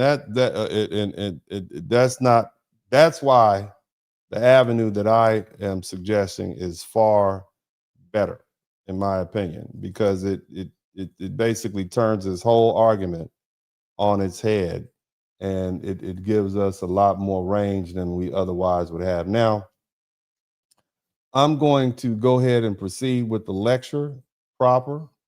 And I want you all to shout out to Big J. Thank you so much. And I hope you all appreciate the time and energy and effort I put into this, because this has been a half a decade project at this point. Now, I have one more video to show you. At some point, I will bring it in, and I'm just going to bring it all home. But again, let me say this, okay? Africa is the future. And anyone who understands the next 50 to 100 years understands why. Somebody type 50 to 100. And the world is moving into an era driven by energy, batteries, electric vehicles, artificial intelligence, data centers, advanced manufacturing, defense technology, and infrastructure. None of that happens without minerals, land, labor, ports, power, water, and young populations. Africa has all of that. Okay? The continent holds a major share of the world's critical minerals, including about 55% of the global cobalt. 48% of manganese, 21% of natural graphite, and a significant amount of copper, nickel, lithium, platinum, natural gas. And these aren't symbolic resources. These are the raw materials that will power batteries, semiconductors, weapon systems, and clean energy, construction, transportation, and the next industrial age. And that International Energy Agency, or should I say the International Energy Agency, has made it clear that minerals like lithium, cobalt, nickel, manganese, and graphite, and systems, shout out to Mr. J, and basically we need that for modern technology. So when we talk about Africa, we're not talking about poverty as a destiny. We're talking about one of the richest land masses on earth sitting on materials the world will need to survive, build, compete, and dominate in the next century. The problem is that Africa has never, it's never that Africa doesn't have any resources. And I know this is boring. I know it is, but it's important. And we can't just sit up here and talk about stuff. We got to talk about the future. Somebody talk the future in the chat. We have to talk about it, okay? And I know it's boring, but if you just get there with me, we'll get there. See, the problem with Africa is historically it's been mismanaged. Historically, it's been exploited, it's been underdeveloped, and it's been politically unstable. European colonialism, they come in and extract wealth. It drew artificial borders. It broke up political systems. It turned vast regions into just raw material depots for foreign powers. But post-colonial African leadership also has to be discussed honestly. You got too many failed governments over there. And all they want to do is convert mineral wealth into private wealth. Too many leaders are corrupt. Too many of the countries are caught in debt traps. They have weak institutions. They have poor infrastructure. They have a lot of foreign dependency and resource concessions, underpriced contracts. You see, and the elite Africans, they capture the wealth and they leave. And so the African Development Bank and the other analysts have warned about the danger of poorly structured resource-backed financing, undervalued resources, and the loss of control over mineral wealth. In plain English, what I'm trying to say is Africa has minerals, but it doesn't have governance, it doesn't have bargaining power, and it doesn't have industrial policy or leadership discipline to make sure that people that the people who should benefit. So the next century won't be built on speeches. It's going to be built on cobalt from the Congo. It's going to be built on manganese from South Africa and Gabon and bauxite from Guinea and copper from Zambia and Congo, lithium from Zimbabwe, and emerging sites and platinum group metals from Southern Africa, and oil and gas from Nigeria, Angola, and Mozambique, and Senegal, and other producing states, and expanding consumer labor market. And Africa's population is also projected to rise dramatically. United Nations in 2024's population projections show that Africa's continued growth through the century, with the continent expected to reach almost 4 billion people by 2100. Okay, so in a little under 75 years, it's supposed to be 4 billion people over there. You see, and that's a lot. Sub-Saharan Africa alone is projected to increase sharply by the mid-century, while Europe and North America are pretty much stagnant.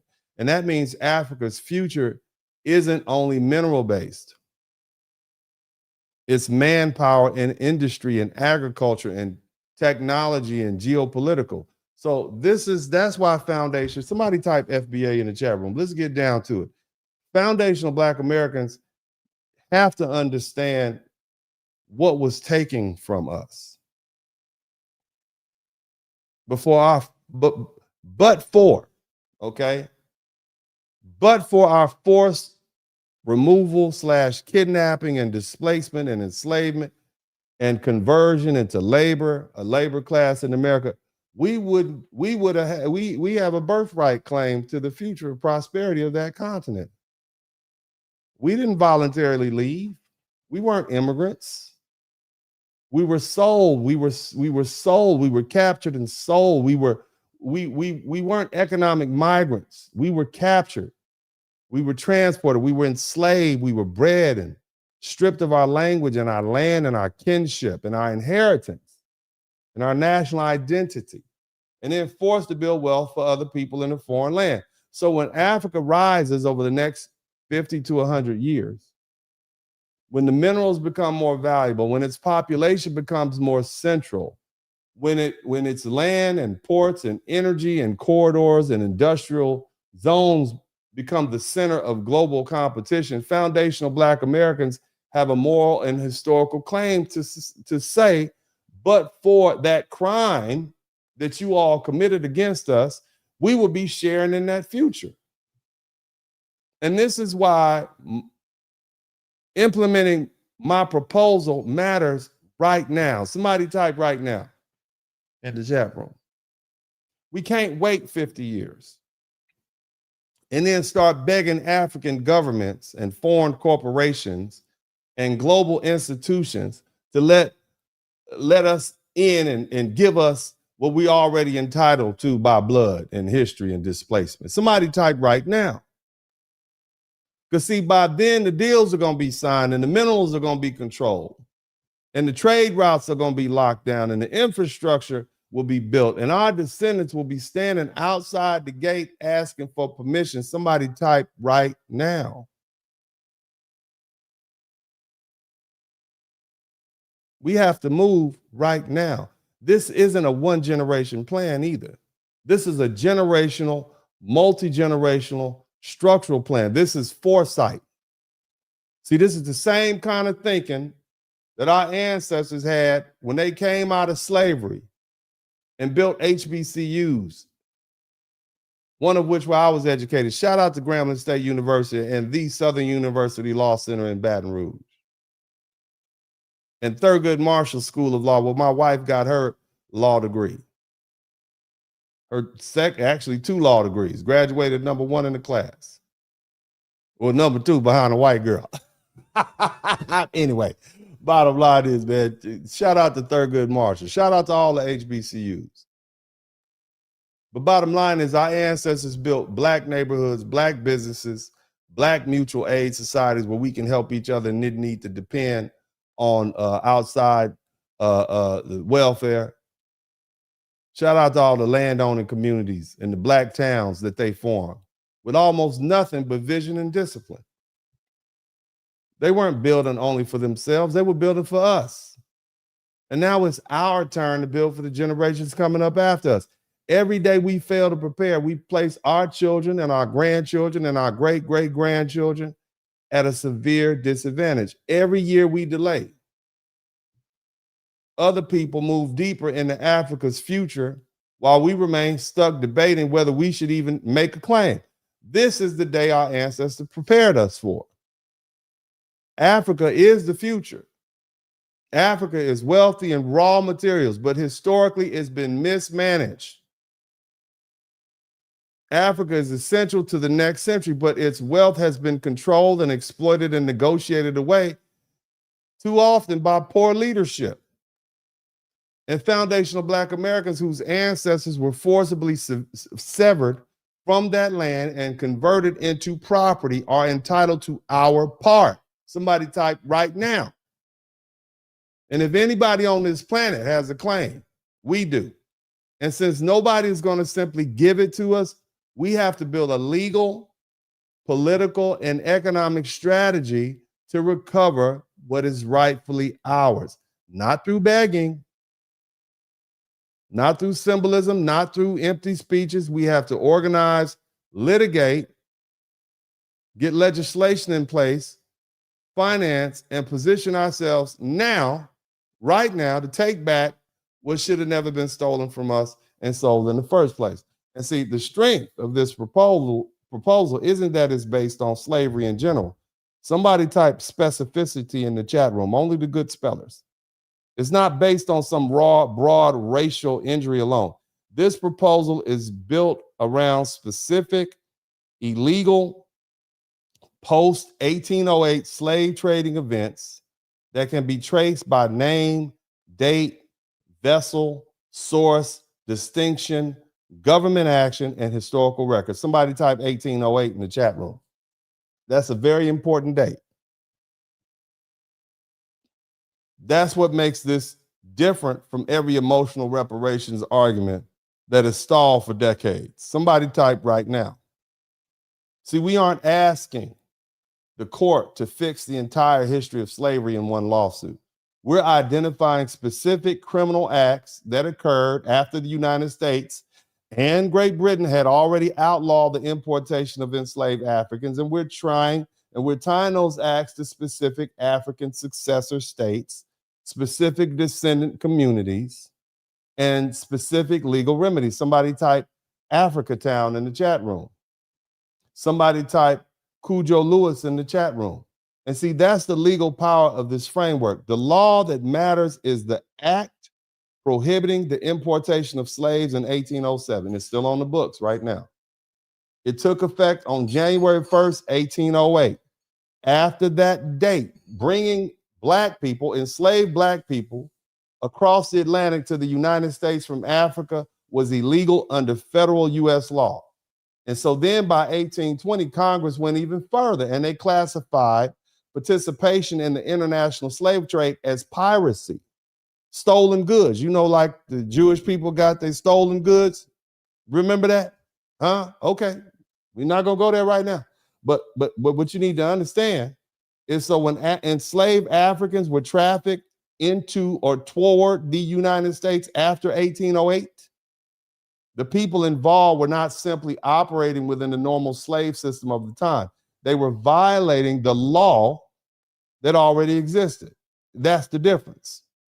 Because what people will tell you is that slavery has been something that's been happening all across the world no matter what. But after 1808, the international slave trade bringing Africans from Africa to the United States became specifically illegal. And that's what allows us to say these weren't just immoral acts, they were illegal acts. They were illegal at the time they were committed. And we can trace the ships. We can trace the ships. And the first most famous ship is the Clotilda. Somebody type Clotilda in the chat room. In 1860, more than 50 years after that federal ban took effect, the Clotilda transported approximately 110 Africans from the Kingdom of Dahomey in what is now referred to as the Republic of Benin, and they brought them straight to Mobile, Alabama. Somebody type Africa Town in the chat room. And that voyage was financed by Timothy Mayer and captained by William Foster. And after the Africans were brought into Alabama, the ship was burned and sunk in an effort to hide the crime. The Africans trafficked on Clotilda were enslaved until the Civil War, which took place 3 or 4 years later. And after emancipation, many of them formed Africa Town, Alabama. And that's why the Clotilda is so important. It isn't merely a historical episode. It produced an identifiable descendant community. The ship is known, the year is known, the source region of where they came from is known, the destination is known, Mobile, Alabama, the perpetrator class is known, and the cover-up is known. The descendant community is still part of the historical record. And that gives the Clotilda a case special, it gives it a special legal force. The Kingdom of Dahomey was not a passive bystander. Dahomey was a centralized military state whose economy was deeply tied to war captives and slave sales. The captives connected to the Clotilda were taken from the Dahomey-controlled territory, including the port of Oida and the surrounding regions. So in my framework, that makes the Republic of Benin the modern successor target, because Benin occupies and governs the territory connected to Dahomey's historical participation. And that claim isn't that every modern citizen of Benin has personally committed a wrong. That's not what we're saying. The claim is that the modern state inherited territory, it got the resources, the sovereignty, and the benefit from a predecessor system that participated in the illegal slave trafficking after 1808. Do y'all understand that?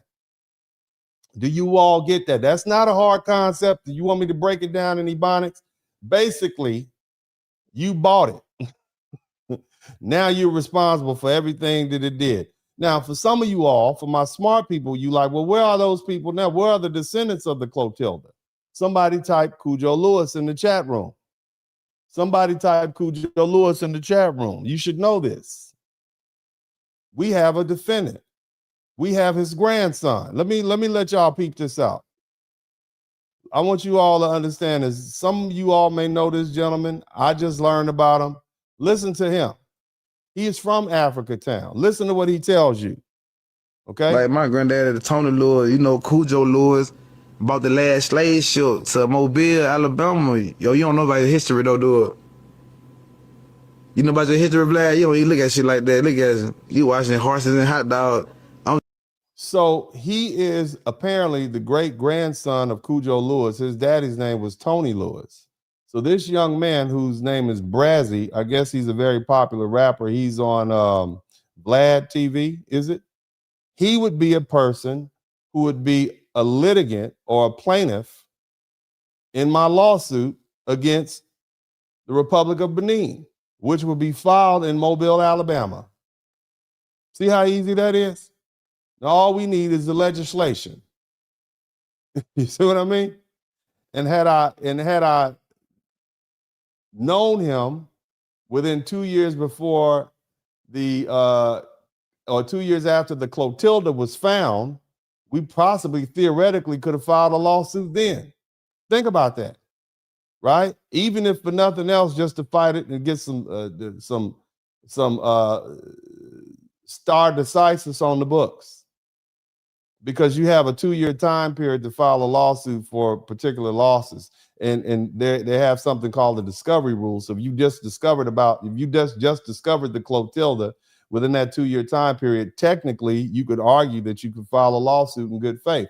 But all that can be corrected with an extension of the statute of limitations, just like what Trump did for the Jewish people to recover their stolen property. Think about that. Do you all know who this rapper is? His name is Brazzy. He apparently must be pretty popular if he's on Vlad's TV. But listen to his story. I'm telling you, you watch the last slave ship got dropped off it. Listen. Say it again. Do you know where the last slave ship got dropped off at? Where the last slave ship landed? Where was that? In my city, my hood, right? My hood, Africa Town. I'm from Mobile, Alabama. Look it up. Just Google it while you're on here. Listen, that's the last slave ship. That's why my mentality like this. I'm gonna tell you, my granddaddy Cujo Lewis, like he the one bought this slave ship over this bitch. He escaped everybody. You know what I'm saying? Just look it up. Just really look into it, man. It's real life. But you got your phone, y'all Google while y'all phone. His granddaddy is Cujo Lewis. His granddaddy was an African brought from Dahomey to Africa Town. His granddaddy is Cujo Lewis. You see how close this is? Now you all are telling me I can't file a lawsuit. Are y'all learning something? I got you. I'm here with you, baby. I'm gonna speak the truth to you. I'm here with you. I'm thinking 50 years ahead of time, 100 years ahead of. You see what I can do? Look at that. Look at God. Praise Moses. Let's keep listening to the young brother. Somebody call him up, tell him call my office at 866 Law Big. I'd like to talk to him and all his cousins. I want him and all his cousins and everybody. I want to come to the family reunion.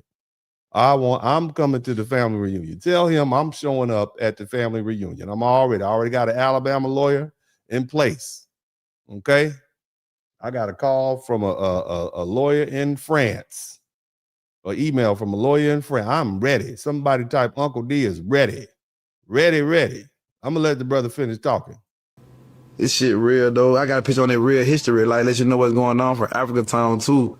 So it's certain shit I don't even do. Like, that's why I hate charging white. Young man, I can probably put more money in your family's pocket, okay, than you ever gonna make rapping. Okay. Give me 100 of your relatives. We get y'all about 300-400 million in mineral rights over in Africa right now. Let me know. Somebody type 866 Law Big in the chat room. You see, I got the toll-free number. If you've been in a car wreck, you can call me too. But I'm telling you, this is what I'm talking about. This guy is a direct descendant. It's easy to prove.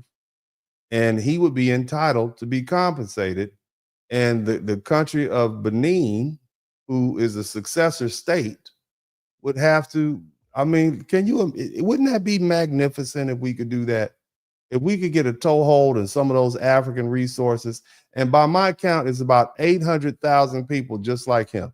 Not all 45 million black people in the United States, but 800,000 people. How much money how much money would that generate for those businesses that would be offshoots?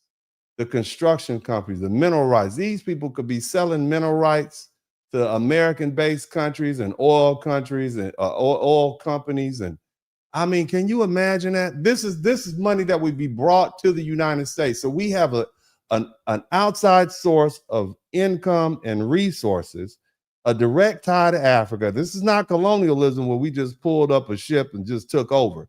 We have foundational Black Americans who have a direct link to Africa and a right to title. It's all legal. In the courts in the United States would litigate it, they'd have due process. And once that federal judge issues that judgment, now it's just a matter of us saying, well, you can pay us now, or we can just start seizing those oil shipments and mineral rights that, in loads. We can do that. Look, hell with Iran. We don't need Iran anymore. We don't need that oil. We can get some of that Nigerian oil. Somebody type Nigerian oil. We don't need that Arab money, okay? we don't need that Arab money. I want y'all to understand that. You see, this is big business. These are the type of reparations plans that you take to a businessman like Donald Trump and say, hey, I got an idea. You know how we wanted to kind of, get a foothold into some of these developing countries and their mineral rights, cobalt. What about if I got 800,000 Black Americans who are here already, by the way, and we finance lawsuits, and we can have American-based law firms do it, and we can have American-based mineral rights and oil companies offer them joint projects, and they can get rich and we'll get richer. You see what I'm saying? I just want you to think about that. Think about it. And it's all legal because we're entitled to that. You can't tell Black Americans that we're not entitled to the wealth of Africa. We were forcibly kidnapped. Y'all stole us and sold us. So you can't tell. This man knows his history. He knows the oral history, and you can back it up with birth certificates, et cetera, et cetera. So he has a direct line. Tell me where I'm wrong at. Tell me. I'm going to let the brother speak and let him finish, and then we're going to really from the home. Again, so tell me where I'm wrong. Where am I wrong? What have I missed? Huh? What have I missed anything? Have I missed anything? These Africans captured other Africans. They told us we weren't brothers and sisters. They sold us to Europeans and they brought us over here. And that young man is the product of that theft. He would have otherwise been in Africa and he would be entitled to the wealth and the bounty that Africa will be offering to the rest of the world in the next 50 years. Where am I wrong for saying he's entitled to it? And all it would take is just a $405 lawsuit filed in the federal court in Mobile, Alabama. Right? Now, the good thing is there are other ships. The second ship, the Wanderer, 1858, the Wanderer landed approximately 400 Africans on the Georgia coast. It is commonly associated with Jekyll Island and nearby areas decades after the slave trade had been banned. Okay, the Wanderer had been a luxury yacht before it was converted to an illegal slave ship. That alone shows you the deliberate nature of the crime. And this wasn't accidental. It wasn't confusion. It certainly wasn't ignorance. They knew exactly what they were doing. And this was a conscious criminal operation designated to evade American law and smuggle Africans into the United States for enslavement. And those Europeans didn't just go over there and run up into the interior of Africa. They were sold to them. Okay? And see, the Wanderer matters because it gives us another traceable post after 1808. And the ship is known, and the approximate number of Africans are known, and the land area is known. The date is known. The federal authorities became involved. Prosecutions have followed. So there's a criminal record. And even though the juries refused to convict those American captains and businessmen that illegally took the voyage, right? There was never any serious doubt as to what happened. And in my framework, the wanderer potentially implicates source regions tied to West and Central Africa, African coast, including Dahomey and Congo, right? And that matters. And see, and that makes the wanderer a broader successor state case because the captives may have come through multiple African trading networks from the interior and rather than one simple source point. But that doesn't weaken the claim. It shows how organized and international the illegal traffic remained even after the law supposedly shut down. These Africans were culpable. Those African natives. Then we have the Echo. This was 1858. It was intercepted by the United States Navy near Cuba after leaving the Congo and Angola with 450 Africans on board. And by the time the ship was captured, more than 140 Africans, they had reportedly died from disease or starvation and abuse and brutal conditions on the voyage. The survivors went to Charleston, South Carolina. So we got Mobile, Alabama, Charleston, South Carolina. We got Georgia. Those Black people are still there. Those descendants are still there. And see, again, speak back to the Echo. This is one of the most powerful examples because it involves a naval interdiction, documented mortality, federal handling, and judicial condemnation. This wasn't a rumor. This is not folklore that we're talking about. This was a sea ship possessed through legal authority. So there's a written record of this. This is naval history. All right. There's a written record of what happened. And those people are still there. Those foundational Black Americans can trace their roots directly back to Africa. But for the crime committed against them by those Africans who participated in it, though at the behest of the governing body or chief or whatever you want to call it, which is now been taken over by the successor state, we would be there. So they're responsible. That's the Congo. Okay. Now, fourth, and I got one more, the Erie. This is 1860. The Erie was intercepted. Are you learning something? Are y'all learning something? Right? The Erie in 1860, the Erie was intercepted by the USS Mohican off the African coast. It was tied to the lower Congo and West Central African regions, and it was condemned as an illegal slaver. And the Africans on board were freed before the vessel could complete its criminal purpose. The Erie is important because it shows that the illegal slave trade was still active on the eve of the Civil War, more than 50 years after the ban of 1808. Ships were still being prepared and loaded and launched from Africa sources into the Atlantic slave trade. And the Erie strengthens the pattern. It shows that this wasn't just one rogue ship or one isolated smuggling operation.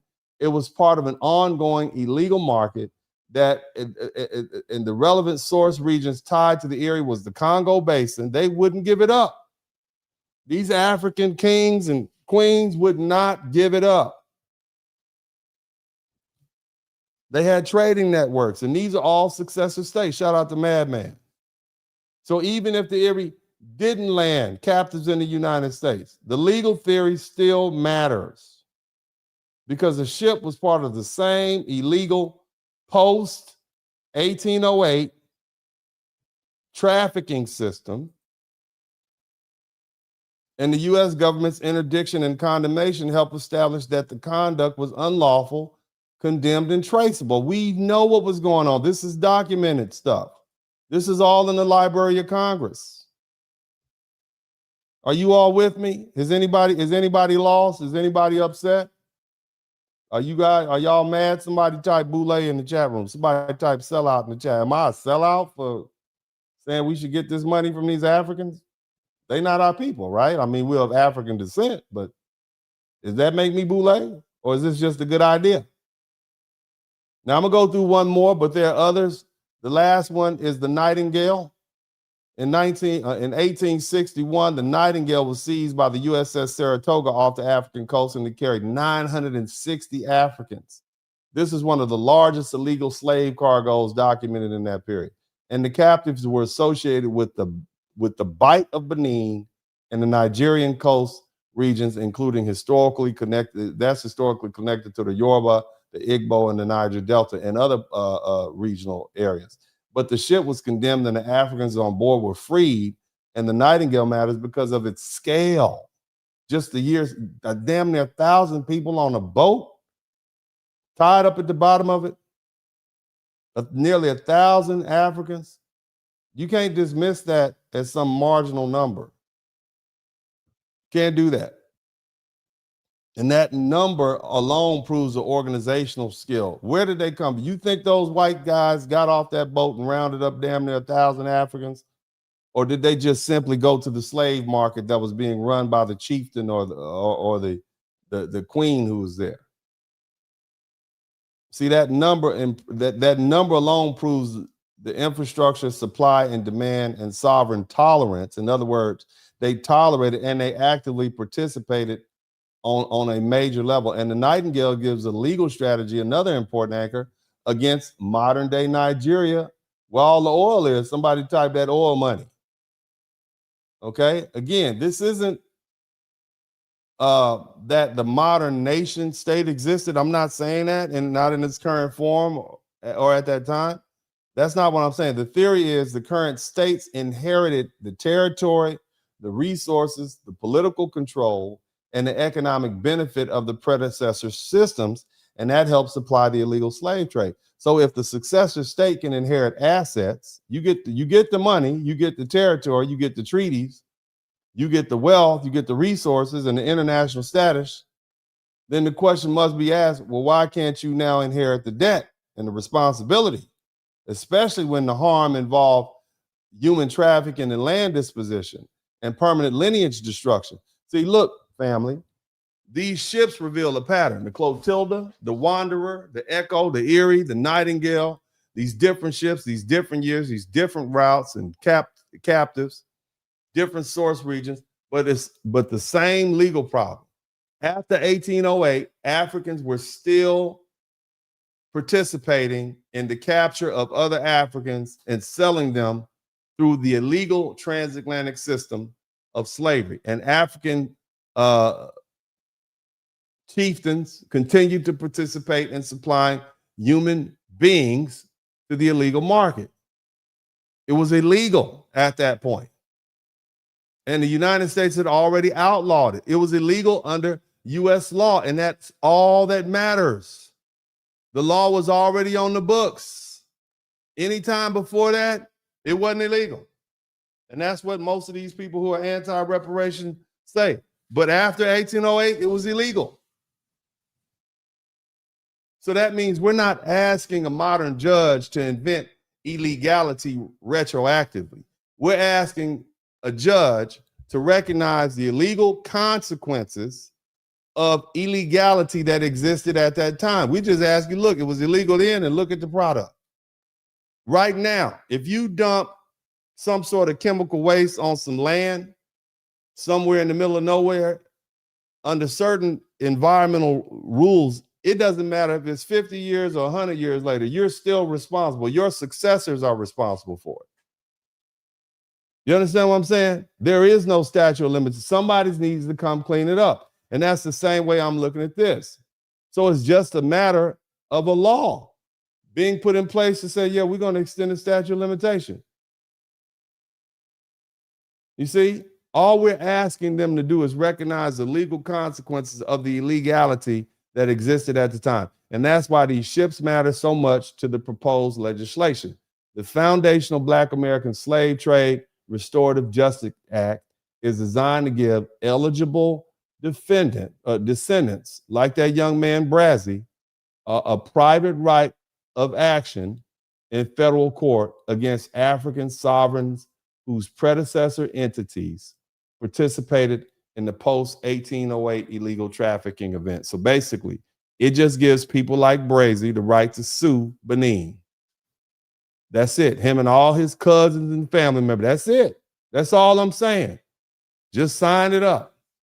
It would waive sovereign immunity for those covered claims. It would recognize successor-state liability. It would create a 50-year statute of limitations beginning with the discovery of your eligibility.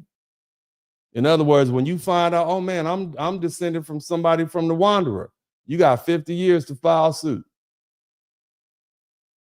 It would allow plaintiffs, foundational Black Americans, to seek compensatory damages, punitive damages, and restorative justice remedies. Can you imagine? See, it's one thing to get $25,000 or $50,000. It's another thing to get punitive damages and restorative justice. You have a $100,000, $1 million, $2 million claim against the country of Benin or the country of Nigeria. And you say, now I have a right to go after all their resources that they may have anywhere throughout the world. You see? And see, the ships are what give the proposal its backbone. Without the ships, the claim sounds like a broad historical grievance. We're not doing that. This is something narrowly for those people who can trace their lineage to one of those illegal ships that came to the United States after 1808. You see? Very specific. Has nothing to do with Congress. The American public is not going to pay anything. Has nothing to do with American tax dollars. This is a personal right between you and that country as it exists now. And with the ships, it becomes a legal case. A named ship gives a date. A date gives the law in effect at the time. The law gives a legality. The void gives us route. The route gives us a source region. The source region gives us a successor state. And the captives give us the descendants. And the descendants give us standing. See, everybody can't sue. Okay? You don't have standing. So that means all the Africans who are here are eliminated. All the Caribbeans are eliminated. It's just the people who can trace it. They're straight back to Africa. And the federal records give us proof. These are Navy records. This is how you build a lawsuit. This is how you move from slogans to legal architecture. And this is also why the claim must remain narrow. Everybody doesn't qualify. This isn't for every Black person in America. This isn't for every foundational Black American. This isn't for every person of African descent. This isn't for recent African immigrants, Caribbean immigrants, or a person who can't trace their claim to a specific historical injury. Unfortunately, it may just be lost to time.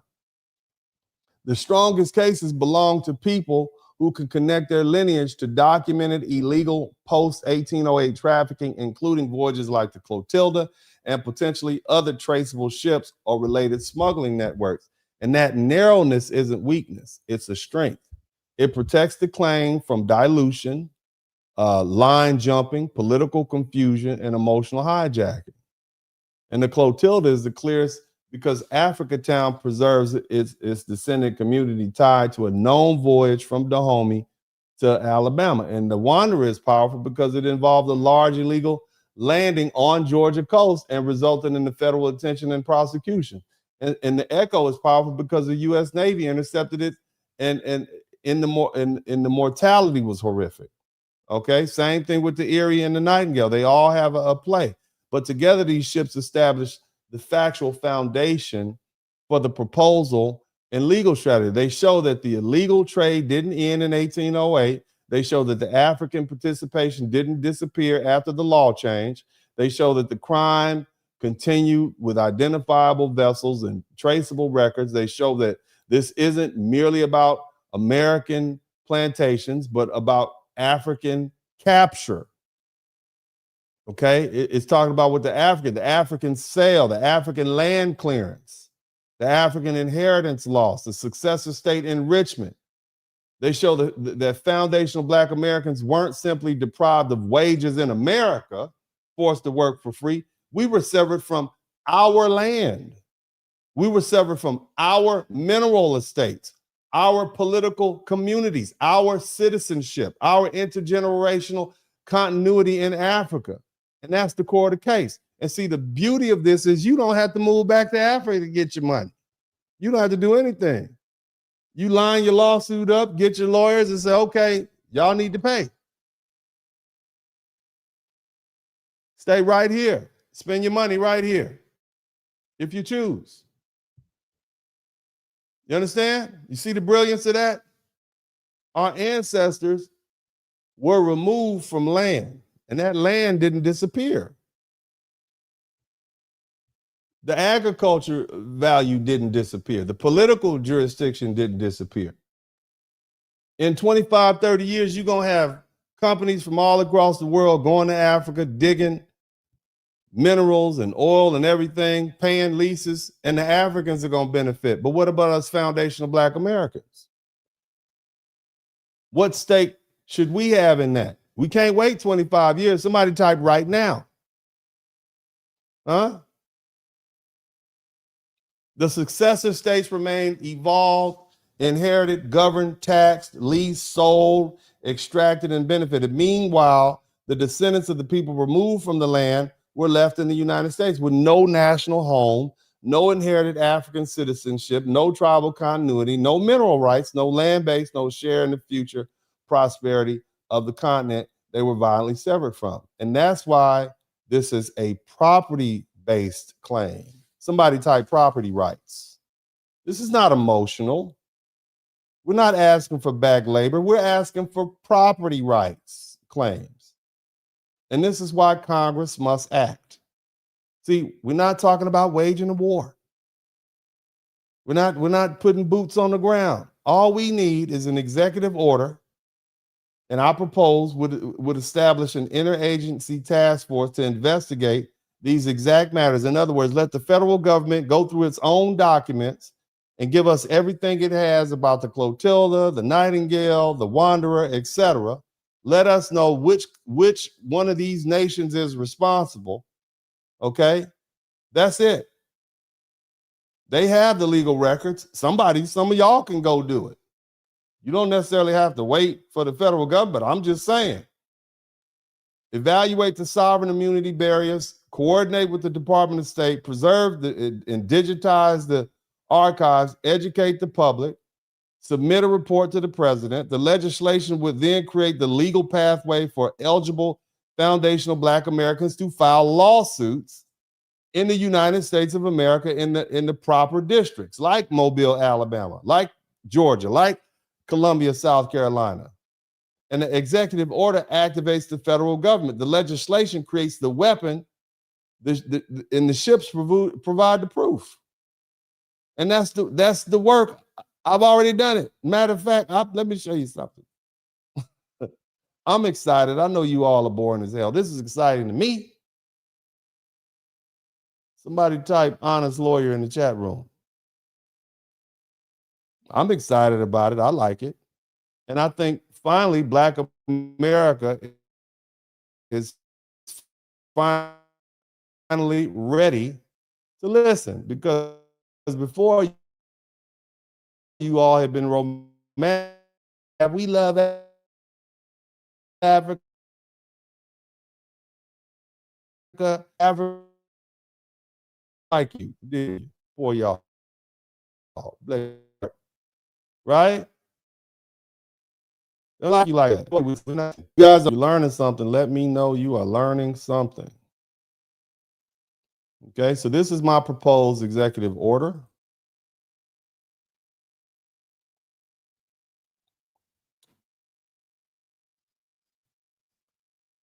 You see that?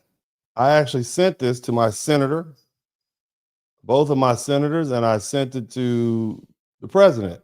So I'll read it. If you guys, can I read a little bit of it? It's not too long, but it's very specific. I'll be more than happy to read it. This is the proposed executive order that I sent to President Trump. I actually got a response back from Senator Cornyn at my office. I have to take some time to go over that. Executive order by the President of the United States of America, executive order on the establishment of a task force to pursue the diplomatic and legal remedies for descendants of illegal post-1808 transatlantic slave trade by the authority vested in me, by the Constitution and laws of the United States of America. It is hereby ordered. Section 1 policy, it is the policy of the United States to acknowledge and address the specific historical injustice suffered by foundational Black Americans whose ancestors were unlawfully trafficked into the United States in violation of the act prohibiting the importation of slaves of 1807, effective on January 1st, 1808. Shout out to Big J. Thank you so much. Despite the prohibition, evidence confirms, where I lost my, that the illegal transatlantic slave trade continued, including infamous voyages such as those of the Clotilda, the Wanderer, often conducted with the active participation of sponsorship of certain African kingdoms. The United States recognizes a unique moral, legal, and historical obligation to investigate these violations of U.S. and international law, and to facilitate diplomatic and legislative remedies consistent with the principles of law, justice, and national healing. This initiative is grounded in the Act prohibiting the importation of slaves of 1807, the Justice Against Sponsors of Terrorism Act 2016, the constitutional authority under Article 1, Section 8, and the 13th and 14th Amendments, international norms prohibiting torture, forced labor, and arbitrary detention as codified in the International Covenant on Civil and Political Rights, the ICCPR. Section 2, establishment of an interagency task force on post-1808 slave restorative justice. There is hereby established an interagency task force on post-1808 slave trade restorative justice task force, chaired by the Attorney General on their designee, including representatives. Shout out to Madman. The Department of Justice, the Department of State, the Department of Homeland Security, the Office of the United States Trade Representative, the Department of Treasury, the National Archives, the Records Administration, the Department of Education, the United States Agency for International Development, USAID, and other agencies and chair deemed necessary. Section 3, the task force shall identify nations of origin, examine historical and legal records to identify African sovereigns or successor states materially involved in the illegal slave trade after 1808. Recommendation, legal avenues, evaluate the domestic and international legal framework, support civil claims by eligible foundational Black Americans, including statutes, treaties, and common law doctrines. Evaluate sovereign immunity barriers, access to Foreign Sovereign Immunities Act, FISA, and recommend statutory exceptions or judicial pathways to overcome immunity in appropriate cases. Diplomatic engagement, collaborate with the Department of State to engage in diplomatic discussions with identified. In other words, we're going to talk to them. You know, we got some Blacks over here. You owe them some money. You better work it out, or we're going to let them sue you. You know, here's another one.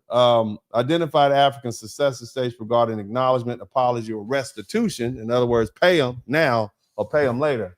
A historical legal support, coordinate the preservation and digitization and accessibility of historical archives that may substitute potential claims. Public reporting, submit a comprehensive public report to the president within 180 days of the order, detailing findings, recommendations for legislation, action, and diplomatic strategy. Educational outreach, promote public education regarding the historical facts and legal framework. Section 4, recognition of foundational Black Americans. The federal government formally recognizes foundational Black Americans as a distinct lineage group. Eligibility is defined as individuals who are U.S. citizens by birth, can trace their lineage to African ancestors enslaved within the present-day United States prior to the ratification of the 13th Amendment. That eliminates a bunch of people. Descendant from families who survived American slavery, Reconstruction, Jim Crow, and systematic racial discrimination unique to the U.S. experience. This recognition excludes voluntary post-slavery immigrants from Africa, the Caribbean, or elsewhere. You see that line right there? Uncle D, boy, you out of here. You can't, it's not you. So you're not us. Somebody in the chat room type, you're not us. Section 5, the president urges Congress to pass legislation such as the Foundational Black American Slave Trade Restorative Justice Act. I wrote this last year. That's why I said all I need to do is just change the year. That creates a private right of action for foundational Black Americans against African states, successor African states that participated in the illegal post-1808 slave trade. The task force shall insist Congress in drafting legislation create federal jurisdiction for these claims. Shout out to Jitzita, I can't say that name. Create federal jurisdiction for the claims, waive sovereign immunity for relevant human rights violation, establish a 50-year statute of limitation beginning upon the discovery of eligibility. The Department of Justice shall provide technical expertise to support this legislative effort. And in other words, let the Department of Justice tell us how to do it, right? And we'll follow that. Access to legal resources and documentation. The federal agencies include the National Archives, the Library of Congress. The Department of Justice shall preserve, digitize, and make publicly accessible relevant historical documents, provide educational resources, support claims and research, assist initiatives aimed at restoring a historical record for affected communities. 7, nothing in this order shall impair the authority granted by law to any executive department or agency or the functions of the director of the Office of Management and Budget. Implementation of this order shall be consistent with applicable law and subject to availability and appropriations. This order does not create any right or benefit enforceable at law or in equity against the United States, its departments or agencies. So you see that? We're not suing the United States. We're going after Africa, those successor states. And this would be the executive order. This is what the executive order would look like, okay? And it would be signed by our president. All he has to do is sign it, and this president would do that because he's a businessman and he understands exactly where I'm coming from. Now, I know that was boring, but if you would like me to, I would like to show you all the proposed legislation. Now, I won't read it all because I don't want to bore you all to death, and I know this is boring, but I think that there are some smart people in here who will say, man, I need to save this broadcast and this is helpful. And really want is giving you a pathway. Okay. This what American is going to disagree with? White Americans like, yeah, we can make a lot of money on that.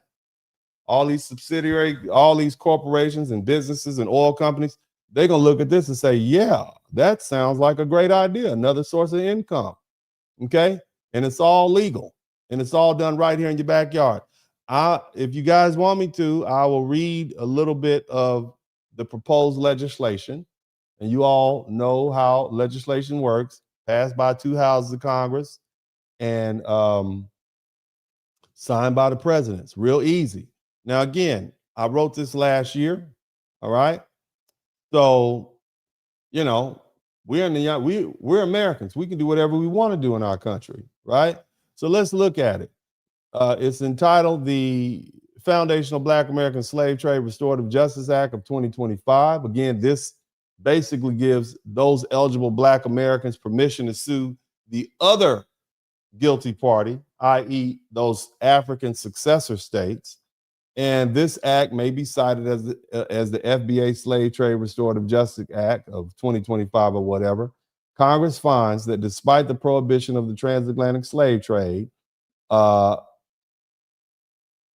the act prohibiting importation of slaves of 1807, effective January 1st, 1808, the illegal importation of enslaved Africans directly from Africa to the United States continued, including notable incidents involving the slave ship, the Clotilda and the Wanderer.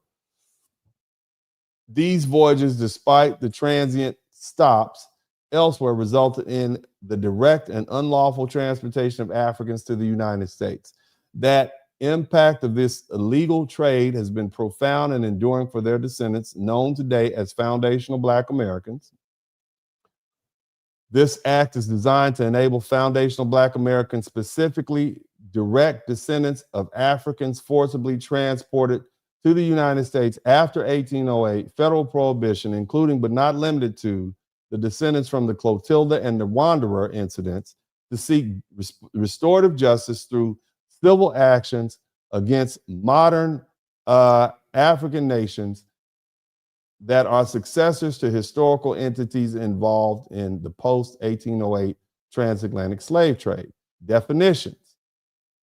A foundational Black American, a United States citizen who by birth is historically designated as a freedman, a Negro, colored, or Black, who demonstrates through genealogical evidence, historical documentation, or other verifiable means direct lineage to an African person enslaved and transported directly from Africa to the United States after January 1st, 1808. This definition explicitly excludes individuals of recent Caribbean, African, Central, or South American descent, or those whose ancestral lineage does not originate from chattel slavery within the boundaries of the United States. So in other words, if your ancestors were always free, if your ancestors were Native Americans, you are not eligible. You understand that? I'm just saying. If you say that you are Navajo princess, you're not eligible. That's what I'm saying. You saying that your ancestors were already here, you are not eligible for this. Somebody type FBA in the chat room. But anyway, any current African nation that is a success, and so let me see. Any African sovereign is defined as any current African nation that is a successor to a historical empire kingdom, or that materially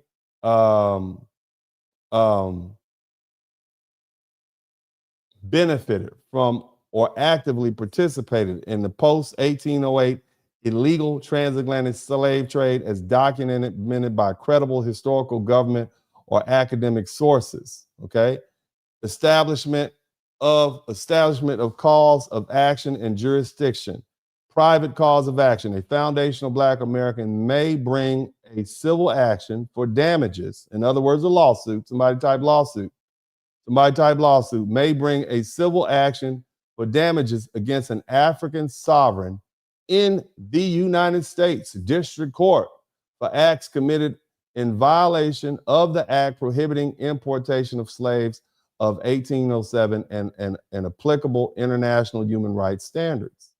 Federal jurisdiction. The United States Federal District Court shall have exclusive jurisdiction over any civil action brought under this act. Venue. Actions under this act shall be brought in U.S. federal district courts that meet any of the following criteria. Locations where the majority of the plaintiffs reside, which would be, in the case of Africatown, would be Mobile, Alabama. Defendant's presence, where the defendant maintains a diplomatic, consular, or official presence. Places like New York, where they keep their consulates. Places like Ghana. I think they have a Nigerian consulate here in Houston. This would be an eligible place. You understand what I'm saying? Where there is a significant historical connection to the transatlantic slave trade event. Materials and cause of action. So for instance, when we talk about like the slave ports in New Orleans, right? Which would be the Eastern District of New Orleans. Exceptions to sovereign immunity. Human rights violation. This is already on the books. Human rights violations are a sovereign immunity shall not apply to cases involving allegations of participation in post-1808 transatlantic slave trade recognized as violation of customary international law, universally accepted human rights norms, successor-state liability. Modern African nations are liable for the actions of their historical predecessors. So even if you are the president of Ghana, even if you have a legislator now, that African chief who was rounding up neighbors and other Africans and selling them to Europeans, you all are a successor state. You are responsible. Those predecessor states involved in it, that's you. Somebody type, that's you. Okay? What's the statute of limitations? Extended limitations period. Any claim under this act may be brought within 50 years of the enactment of this act. Discovery rule. The statute of limitations shall begin to run upon the discovery or the date reasonable discovery by the claimant or their qualifying ancestry as a foundational Black American. So that means you don't have to just run out and file within that. When you find out that your people were descended from one of those folk who were brought over here on that those illegal ships, that's when you have 50 years from that date. So your grandchildren might do it. Remedies, somebody type payback. Compensatory damage. Plaintiffs may seek compensatory for economic and non-economic harms, including property loss, emotional distress, loss of cultural identity, okay? Punitive damage. Courts may award punitive damages in cases involving egregious misconduct. So you're literally talking about money, or whether you sell your mineral rights, whatever, okay? Restorative justice measure. Courts may order actions contributing to community restoration, including public apologies, the construction of community institutions, and educational initiative. But y'all just want your money. They don't need to build we don't need Wakanda over here. Just get your check. Damages calculations. Courts shall consider factors such as the value of lost labor, emotional trauma, cultural dislocation, and enrichment unjustly obtained by the defendant. In other words, they're over there living on your land. So how much did they benefit by having your land and access to your minerals, et cetera, oil, et cetera, right? Implementation and enforcement. Restorative Justice Claim Fund and Tribunal. The Attorney General of the United States shall establish a Restorative Justice Claim Fund and an administrative tribunal to assist in processing claims under this act and subject to review. Interagency coordination, the Department of Justice, Department of State. So you see what I'm doing? We're putting the U.S. government on them. We gonna put our dog on them. You understand? Instead of you having to go out there and try to petition the court, instead of the U.S. government turning on you, stopping you from getting your little reparations check from Evanston, Chicago, or Illinois, you put the U.S. government on these other people and let them go get your money. You see how this is? And everybody's gonna line up to get it. Oh, hold on a minute. You got one of those blacks down there? The last one, we got a $30 million contract because we had about 10,000 of them. And so we were able to coordinate, and now we got a 100-year lease over there. And all we got to do is give them 20%, which could be hundreds of millions of dollars. Okay? So the U.S. government shall engage with the international. I want y'all to think about that. Okay? This is I know you're bored. I'm sorry. Section 10, if any provision of this act or implementation thereof to any person or circumstances found unconstitutional, the remainder of the act shall not be affected. This is standard language. The act shall take effect immediately upon passage. Okay, so you guys get that? So it's there. It's there. You have to understand, we can do what we want to. This is the United States of America. We are a country of laws. Anybody who wants to do business in this country has to follow our laws. We as Americans, we as Black Americans have to begin to say, hey, you know what? We're going to use America to do what we want to do just like everybody else does. Why not? Somebody type, why not? You see the Israelis do it. Why not us? Right? Now, again, I've drafted the proposed legislation. I drafted the proposed executive order. I prepared the legislative brief. Okay? I sent it to the president. I've sent it to my senators. Okay, I've done all of this legwork. Now, what I need you all to do, all you people who've been here with me, right? I need y'all to sign this petition. Now, I'm not going to read the whole petition, but it's there for you to sign, and I'm going to put the link in the description section, and I'm also going to put the link in the chat room. It's there for you to sign. Do you want justice? I think at this point I have about 15,000, maybe 15,000 or so signatures. I'm not sure, but this is what it looks like right there. And what I'll do is I'll make sure I put it in the description section also so that everybody can take the opportunity to sign it when you leave. When you leave here, you make sure you sign it in the description section. And this is a win-win. Now, if you just don't want Black people to have reparations, then whatever. Maybe you don't sign it or not, but this is a win-win situation. This is how you put America first. You understand what I'm saying? But again, like I said, I've drafted the proposal. I took the time. I took the months it took to draft this proposed executive order. I prepared the legislation. I prepared the legal rationale and the memorandum. I've written the president. I request executive leadership. I've identified specific ships, the source, the region. I framed the claim as a lineage-based, evidence-based, property-based. I've created the petition. I even sent it to Brother Tariq Nasheed because he was the inventor of the term FBA, which is crucial because delineation is the most important thing. I didn't do that. You all delineated, and because you delineated, it makes it's far easier to define us as a group.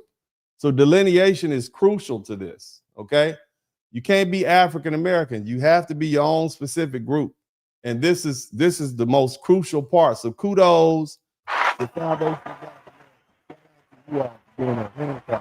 But again, I created the petition, and I'm asking people to sign the petition. That's going straight to Congress, and I made it clear that this isn't symbolic reparations. This is a demand for legal recognition, federal action, and strategic leverage. And this message to Congress is straightforward. Pass the foundational Black American Slave Trade Restorative Justice Act, create a private right of action, create federal jurisdiction, waive sovereign immunity, recognize successor-state liability, preserve the digitized records, establish the claim, and fund the tribunal. Support diplomatic engagement, give eligible foundational Black Americans the legal pathway to pursue the African successor states whose predecessors and regimes participated in the illegal post-1808 trafficking. This is not begging that we're doing. This is not fantasy. This isn't anti-African hatred either. Now, I know it's a lot of Africans who will get on their little web pages and Twitter fingers and be mad, but whatever. You shouldn't have done it, okay? We got the ship's names. We traced the voyages. The law is already in place already. We just asked them to put it in our law. The injuries are still alive. The land is still there. The minerals are still there. The successor states still benefit, and the descendants of people who were illegally removed still have no restored inheritance. And this is why this proposal matters. And again, you guys remember that the Clotilda, the Wanderer, the Echo, the Nightingale, those names aren't just history. That's evidence. Okay? They are the legal anchors. They are the beginning of the new reparations strategy that moves us away from begging America through moral sympathy and towards building leverage through law, lineage, land, successor-state, and successor-state accountability. You see, and these proposals work because it does what most reparation plans fail to do. It identifies a real source of outside wealth. It creates real legal leverage. It gives powerful institutions like oil companies, mineral companies, law firms. It gives them a reason to get involved instead of asking the American taxpayer to fund reparations. Okay, this proposal targets African successor states whose predecessor kingdoms participated in the illegal post-1808 slave trafficking after the United States had already outlawed trade. You see that? So this is an America First policy, whether you think about this is bringing money to the United States. It's not recirculating money we already have here. These white folk are poor. They don't have $1 trillion to give you, but it's $1 trillion worth of oil and minerals over there in that ground in Africa, and those Africans aren't going to give it to you. Are they going to give it to you? They want to charge you when you come to the airport. You understand? There's a bunch of white people. But you know what? I think my great granddad was black. Maybe I know some white people is going to try to get some money too. But what I'm trying to say is it makes no sense to try to take money from the United States when eventually it's still going to come out of our tax dollars anyway. Let's find a new source of money and resource and income. Why not that? Why don't we do that? Isn't that the intelligent thing to do? If you all think that's an intelligent thing to do, let me know. Why would you say, yeah, I just took $50 from my brother's wallet? Y'all live in the same house. That's still in the same house. Why not say, yeah, I went across the street and I cut somebody's grass or whatever. I got $100 from next door. Isn't that more intelligent? You bringing more money to the house instead of recirculating money that's there. Just think about that. Think about that. Somebody type America first. See, I'm a Black American. I'm a patriot. I love my country. I want my country to succeed. Even though my country don't love me, I don't care, because that's the most American thing you can do. We don't care. I don't care if you like me or not. That's pretty American. I'm still going to be me. We fight, and we don't care if you like us or not. We're not over here to be liked. Matter of fact, the rest of the world can hate me, but I don't care. Especially, just keep that in mind. That's a very American way to see things. I don't care what you think. That's why racism is, I know it's going to be there. It's like weather. It's never going anywhere. I don't care. Just leave me alone. Stay out of my face. Leave me alone. That's an American attitude. I don't have to be liked. You see, and I wish more people would get to that point. You can be as racist and bigoted as you want to. You can have all your strong held beliefs. I don't care as long as you don't have any control over me. You see what I'm saying? You see how that works? I don't care. It requires you to toughen up. It requires you to recognize that life isn't a popularity contest. Are you happy? Are you happy where you are? Are you content? I don't want to get off subject, but again, what I'm saying is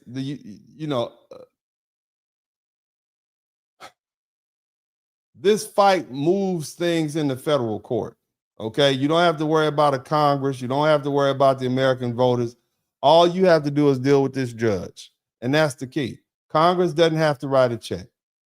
Okay, it only has to create the private right of action in a federal jurisdiction and sovereign immunity, and we go fight it out. Maybe you win the case, maybe you don't. I don't know, but everybody gets due process. And see, after the eligible FBA Americans file suit and prove lineage and prove the illegal voyage and prove successor-state a connection and obtain a federal judgment, oh man, once that judgment is entered, the issue is no longer whether voters approve of reparations. The issue becomes how the judgment gets satisfied. In other words, how we collect the wealth and the money. And that's where the leverage comes in. A federal judgment can be enforced against attached assets and commercial property and bank accounts and state-owned companies and mineral revenues and contracts and receivables and other commercial interests connected to those defendant states. And if the federal government and major law firms and banks and energy companies and mining companies and construction companies are aligned with the claim, the enforcement becomes even stronger. Now the defendant state, Nigeria, Togo, Benin, Congo, Sierra Leone, whoever, it isn't just facing the moral demand, it's facing litigation pressure, diplomatic pressure, commercial pressure, banking pressure, and resource pressure from the most powerful nation on the planet and some of the biggest corporations on the planet. And this creates a strong incentive for major American industries to support the effort. Mining companies want access to cobalt, lithium, diamonds, gold, copper, manganese, and other African minerals, don't they? Don't they want that? Don't you think they would love to have a legitimate claim to that? All they have to do is buy it from us through our lawsuit. Energy companies want oil, gas, ports, pipelines, and power projects. Construction companies want infrastructure, contracts. Banks want financing opportunities. Major law firms, they want historic litigation with massive recovery potential. $2 billion, $3 billion, $4 billion, $8 billion. The federal government wants more influence in Africa and a lawful way to compete with China and Russia, don't they? And my proposal gives all of them a toehold in Africa through a justice framework that benefits foundational Black Americans. Think about that. And that's why this isn't begging. It's strategy. A judgment or a settlement doesn't have to be paid only in cash. It can be satisfied through land access, long-term leases, citizenship pathways, mineral royalties. You can negotiate whatever you want when you hold a judgment over somebody's head for property rights laws. And see, if you got a country that says we cannot or will not pay, we too poor, it can settle through resources. Okay, that's fine. Give us a 150-year lease on this cobalt mine that you have over here. And then you sell that to a major American company. And what do you care? You can come up with a revenue sharing plan or whatever. That's how you turn historical injury into future power. And this also bypasses the usual political obstruction. Once the law is enacted, we don't need another vote from Congress. We don't need the president to approve. We don't need the next president. We don't care. We don't need taxpayers. These people on YouTube saying, you guys don't deserve it. It won't matter. We don't need hostile voters to agree. You can be mad all you want. Somebody type mad, big mad. It don't matter. You're no longer relevant. You weren't here in the first place. Why do we care what you think? In other words, somebody type, we don't care. We don't need people who hate black reparations no matter what. Even if they're not paying a dime, doesn't come out, they just hate it anyway. We don't need your permission. You don't matter anymore. You're irrelevant as the gnat on a cow's behind that you fly by doing 100 miles an hour on the side of the road. You're irrelevant. Nobody cares what you think. The courts apply the statute. The plaintiffs prove the claims. The judgment gets entered. The enforcement begins. That's the shortcut. You move reparations out of the hands of people who keep telling you no and have been telling you no for 75, 100 years just because they don't want black people to have anything. And you put it into the hands of the federal courts and with applying federal law, and you narrow the class. You identify the ships. You identify the successor states. You prove the harm. You obtain judgment and enforce it against wealth that actually exists. That's not power. That's not symbolism. That's not speeches. It's not another commission that goes nowhere. This is proposal creates legal weapon and economic incentive and geographical reason for powerful entities to line up behind foundational Black American reparations. So I just totally flipped the script. You understand what I'm saying? This one piece of legislation just totally flipped the script. Now where you had everybody against us, now you have the most powerful, the richest amongst us saying, hey, there's an incentive for us to help out. You got leverage. It gives them the opportunity. It forces African successor states to answer for their illegal trafficking. That was already a crime when it happened. You see how that works? You see that? Shout out to Southern University's Law Center and the Tulane University Law Center. But anyway, we got 9 super chats. I'm glad some of y'all learned something. I appreciate that. If you learned something, I appreciate you guys for subscribing to the channel. If I made you mad, that's fine, because that just means it's not rational for anybody to be angry with my reparations plan, because it doesn't cost you anything. It's just one of the hundreds of pieces of legislation that go through Congress every year. Won't cost you. It doesn't bother. It doesn't hurt any Americans. All it does is bring revenue to the United States of America. Now, I can understand why Africans would be mad, because they don't want us to have anything. And so I want you all to make sure you understand that that's fine. But remember what you said, we're not the same people. So why should I care what you think? We're not brothers. We're not sisters. Remember that. We're not African. We're of African descent, but we're not African. I want you to keep that in mind. I don't owe you anything. Let me remind you Africans again. You know how you all said that y'all sold us into slavery and we weren't the same people? We're not the same people now. So why should I care if I take your land and take your minerals? You wasn't doing anything with it anyway. Why would I care? I'm just saying. And that's the cold-hearted approach that most FBAs are taking now. You understand? So let's go ahead and read the super chats. We have 9 super chats. Thank you guys so much. Again, you guys don't owe me anything. All I say is if you learn something, I should earn something. And I appreciate the 9 people who did earn something. That makes you guys awesome. You're the real MVPs.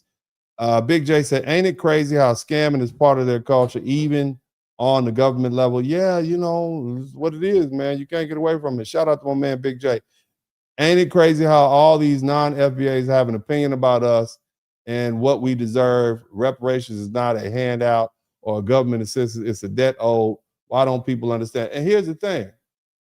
Isn't it nice to simply say, oh, okay, so you don't want us to get reparations from the U.S. government? Well, we're going to get it from you. Ain't that something?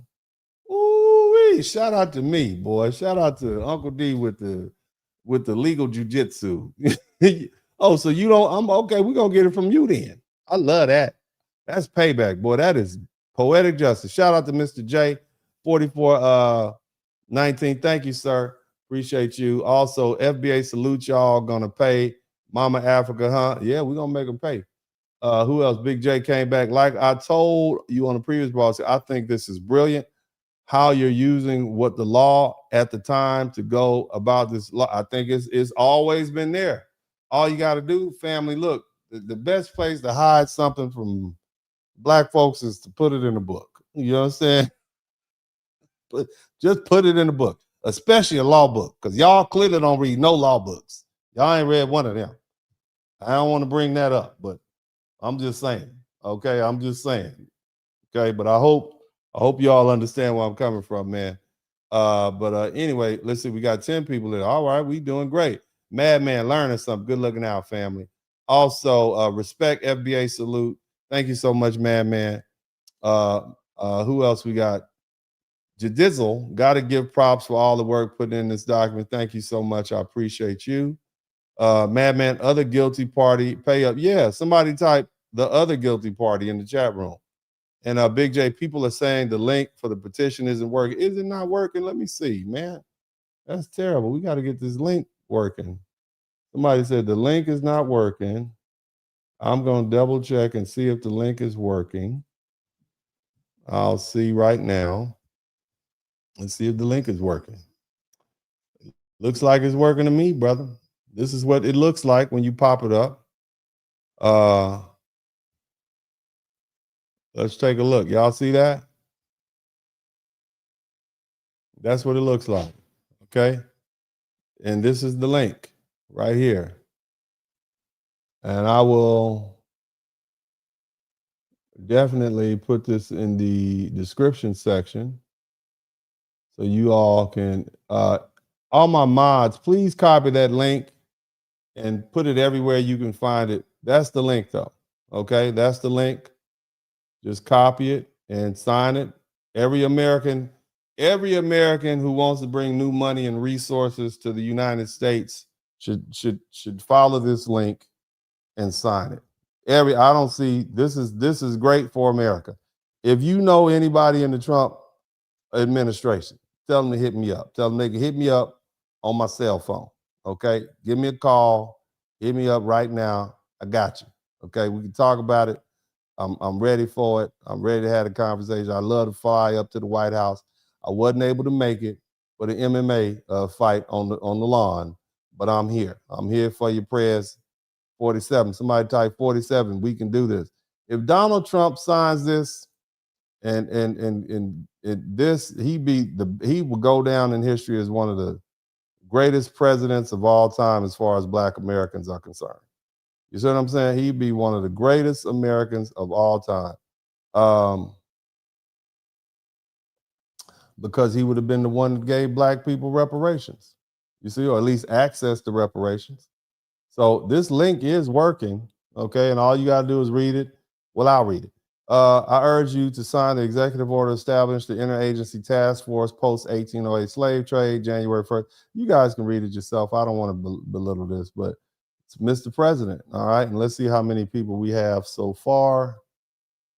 Let me see. I can't even, trying to see how many folk we have signed this thing. I think it was like 15,000 last time I checked. But I hadn't checked it in a while. But I need you guys to take the time to sign it. I appreciate it. But this is it. Easy to fill out. Appreciate you guys. But nevertheless, let's go ahead and we've done our part here. You guys got it. But what I want to do at this point is kind of wrap things up. Thank you for everybody who came through with the super chats, the cash apps, and the PayPals. And well, I don't think we got any cash apps, but I appreciate everybody who subscribed to the channel. Make sure that you subscribe to the channel if you do nothing else. Okay. You don't have to pay me anything. I'm not asking you for any money. I do appreciate the super chats because they let me know you guys, it's hard to earn money.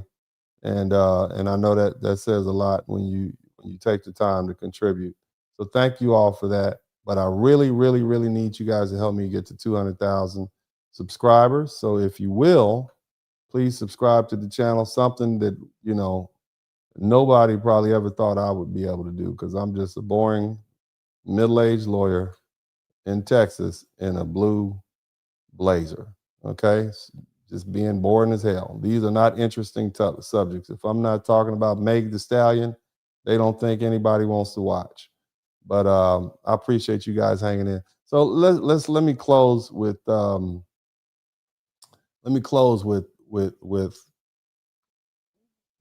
this, because I know some of you all are against this just on general principle. Okay, I know you are. You believe America and Europe must pay. That's just where you are.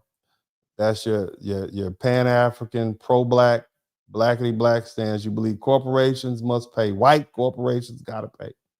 They got to pay. And I'm not saying they don't owe us something. I'm not saying that. That's not what I'm saying. Okay? And the activists and the protesters have been working on that for hundreds of years now, haven't they? Right? And guess what? You all are free to continue doing that. But see, as a lawyer, that's not my plan of action. My goal is to get foundational Black Americans paid right now. Somebody type right now in the chat room. That's what good lawyers, that's what they do. A good lawyer, a good personal injury lawyer, doesn't become emotional or attached to one tortfeasor and then ignore the other guilty party who has assets, exposure, and liability. If multiple parties participated in the wrong, then you pursue the party you can reach, the party you can prove, the party that creates leverage. It doesn't matter which guilty party pays first. What matters is they pay. Somebody type pay up in the chat room. And for generations, I've been watching, Black Americans have been trained to look only toward the United States and Europe and white banks and white insurance companies and white corporations. And yes, all of them, they have blood on their hands.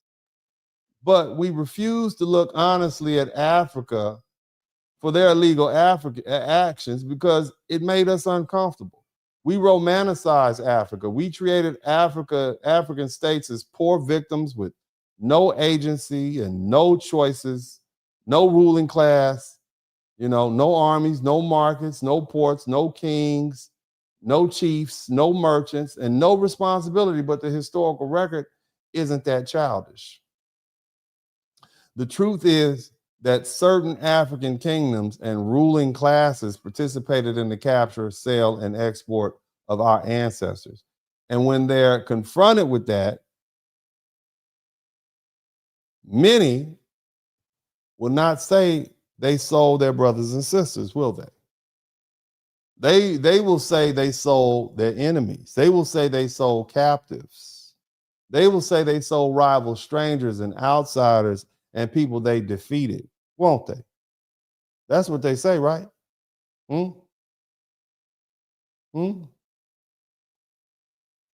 That's fine. And if that was the position then we need to stop pretending they're in some automatic sentimental bond now with us. We don't have that. That's why this proposal is necessary. We aren't begging Africa. We aren't asking them for emotional acceptance. We tried that. It didn't work. We aren't asking for symbolic apology while the land, minerals, and ports, and oil, and gas, and gold, diamonds, and cobalt, and future wealth remain untouched. We are asserting a legal claim for our ancestors who were treated as enemies when they were captured and sold at the shores to those European merchants and American merchants. You see? Us, their descendants, have every right to act like a serious legal adversary right now.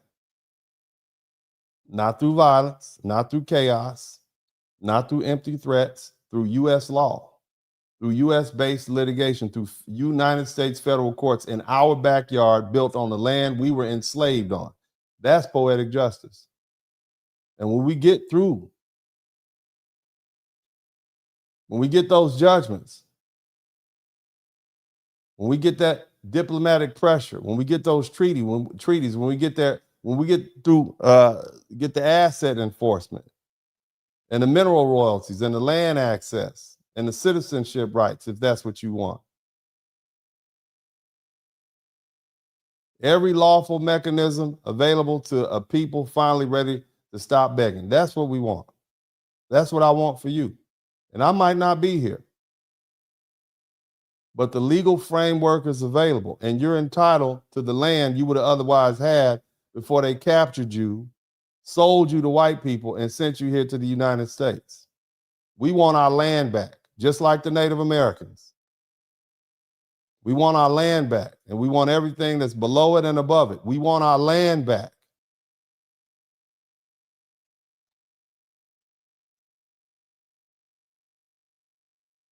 We want more than money. We want our land back.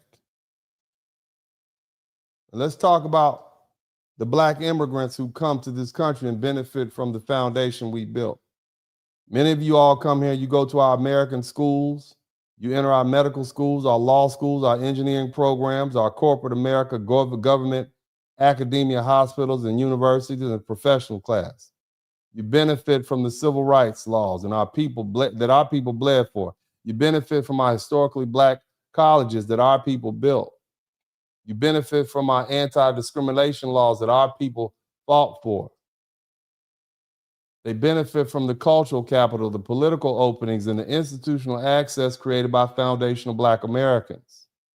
Then, too many of them turn around and tell us we're wrong for demanding reparations, wrong for delineating away from them, wrong for defending our claims, and wrong for refusing to let them jump the line into a debt that belongs to our ancestors. That's not solidarity, that's extraction. And I'm not going to apologize for saying it. If people come here and reap the benefit of our struggle while sending money, education, and influence and status and political power back to the same continents and countries whose predecessors' systems helped sell our ancestors into bondage, then foundational Black Americans have every right to ask, why should we be loyal to that arrangement? Why should we be loyal to you? Why should we as foundational Black Americans keep sacrificing sacrificing for people who oppose our claim, irrespective of the fact that they share the same color? They dilute our identity and benefit from our labor while telling us to be quiet. If they did what they did for profit, then we need to move for profit. If they use power, then we need to use power. If they use law, trade, land, markets, then we need to use law, trade, land, and markets. This is America. We can do what we want to do. We're Americans. There's no other group of Americans more American than foundational Black Americans. We were here at the foundation. Before most of these Europeans came here on those boats in 1905 and 1915 from Poland and Ireland and Italy, we were already here. This is our country. And don't you let any of these people tell you otherwise. We fought and died. We got blood in the soil. Our ancestors fought and died on the front lines of every war before any of those Europeans came here. And that includes the African, everybody. Keep that in mind. The bottom line is this is about putting the right people on the defense. Because see, for too long, Black Americans have been the ones explaining ourselves and defending ourselves and begging for inclusion and trying to prove we deserve repair. no more. The burden needs to shift. Let the successor states, let those Africans explain why they inherited the land but not the liability. Let them explain why they benefit from the territory but not the debt. Let them explain why they control the minerals but owe nothing to the descendants of the people who were removed from that very land. Let them explain why they want access to America, our American schools, our American capital, our American courts, our American markets, our American protection, and our American opportunity. But foundational Black Americans should have no claim to the land, citizenship, mineral wealth, or restitution tied to our forced removal. And yes, we're going to use the same American legal system that our ancestors were dragged into. We're going to use the same federal courts. We're going to use the Congress. We're going to use the executive power. We're going to use the U.S. Department of Justice, the Department of State, the Treasury Department, the National Archives, and every other lawful institution available to us as Americans. We're going to use it the same way the government structure that once failed to protect our ancestors to now pursue accountability from what was done to them. And that's not hypocrisy. That's strategy. That's what powerful people do. They use the tools available to them. And let me be clear. Foundational Black Americans are not outsiders to American power. We built this country. We fought in all its wars. We bled. We made other people bleed from this country. We police the streets. We teach its children. We build its cities. We drive its culture. We fill its armed forces, overrepresented in the military.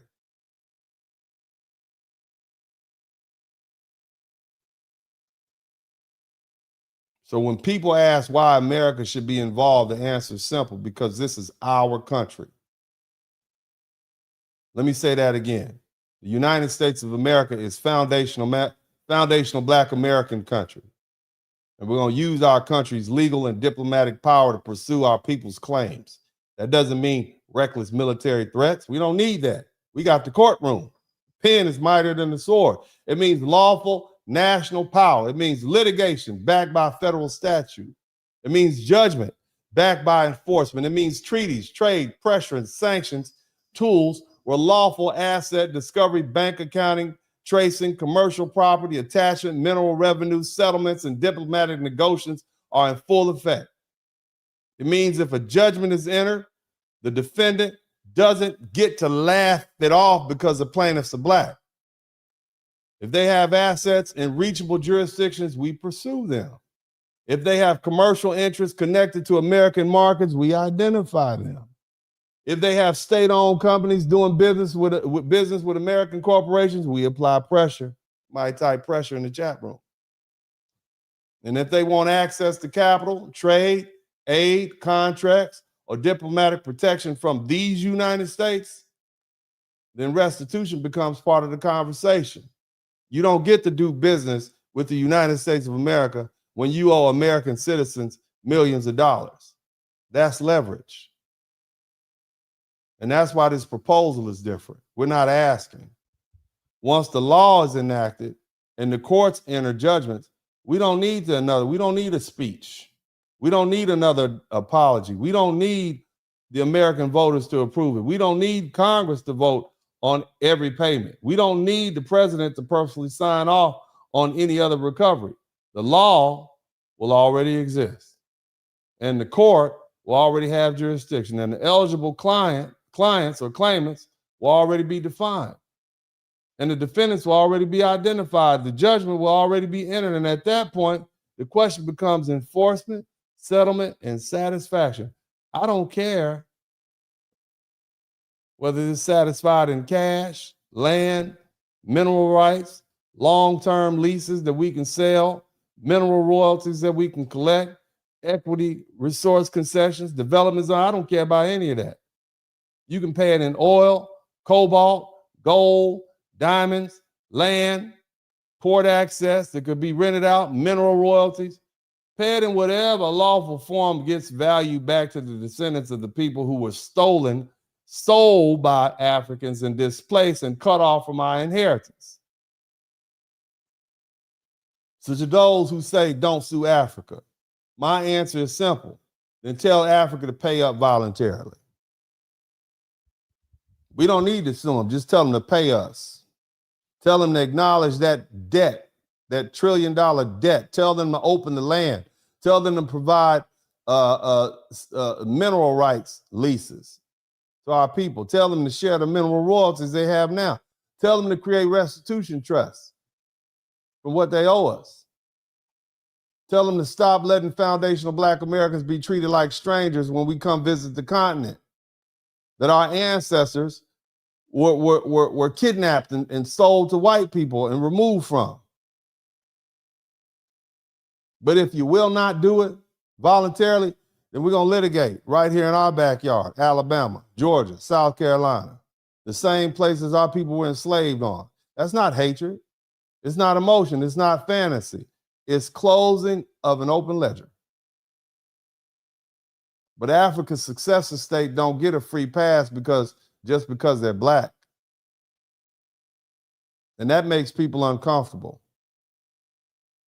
The goal isn't to make everybody feel good, though. The goal is to recover what was stolen and secure leverage for our descendants and force every responsible party to answer. FBA have spent too long begging at doors we helped build, and that era is over. We're not asking permission anymore. We're identifying the ships. We got the proposal. You all need to contact your legislators. Stop asking them for reparations and tell them to enact this statute. Not because they love us, not because they feel guilty, not because they suddenly discovered justice, but because the law, the judgment, and the assets and the leverage leave them no choice. This is Uncle D. I love you all. God bless you. And as I always say at this time, sue them. I'm out.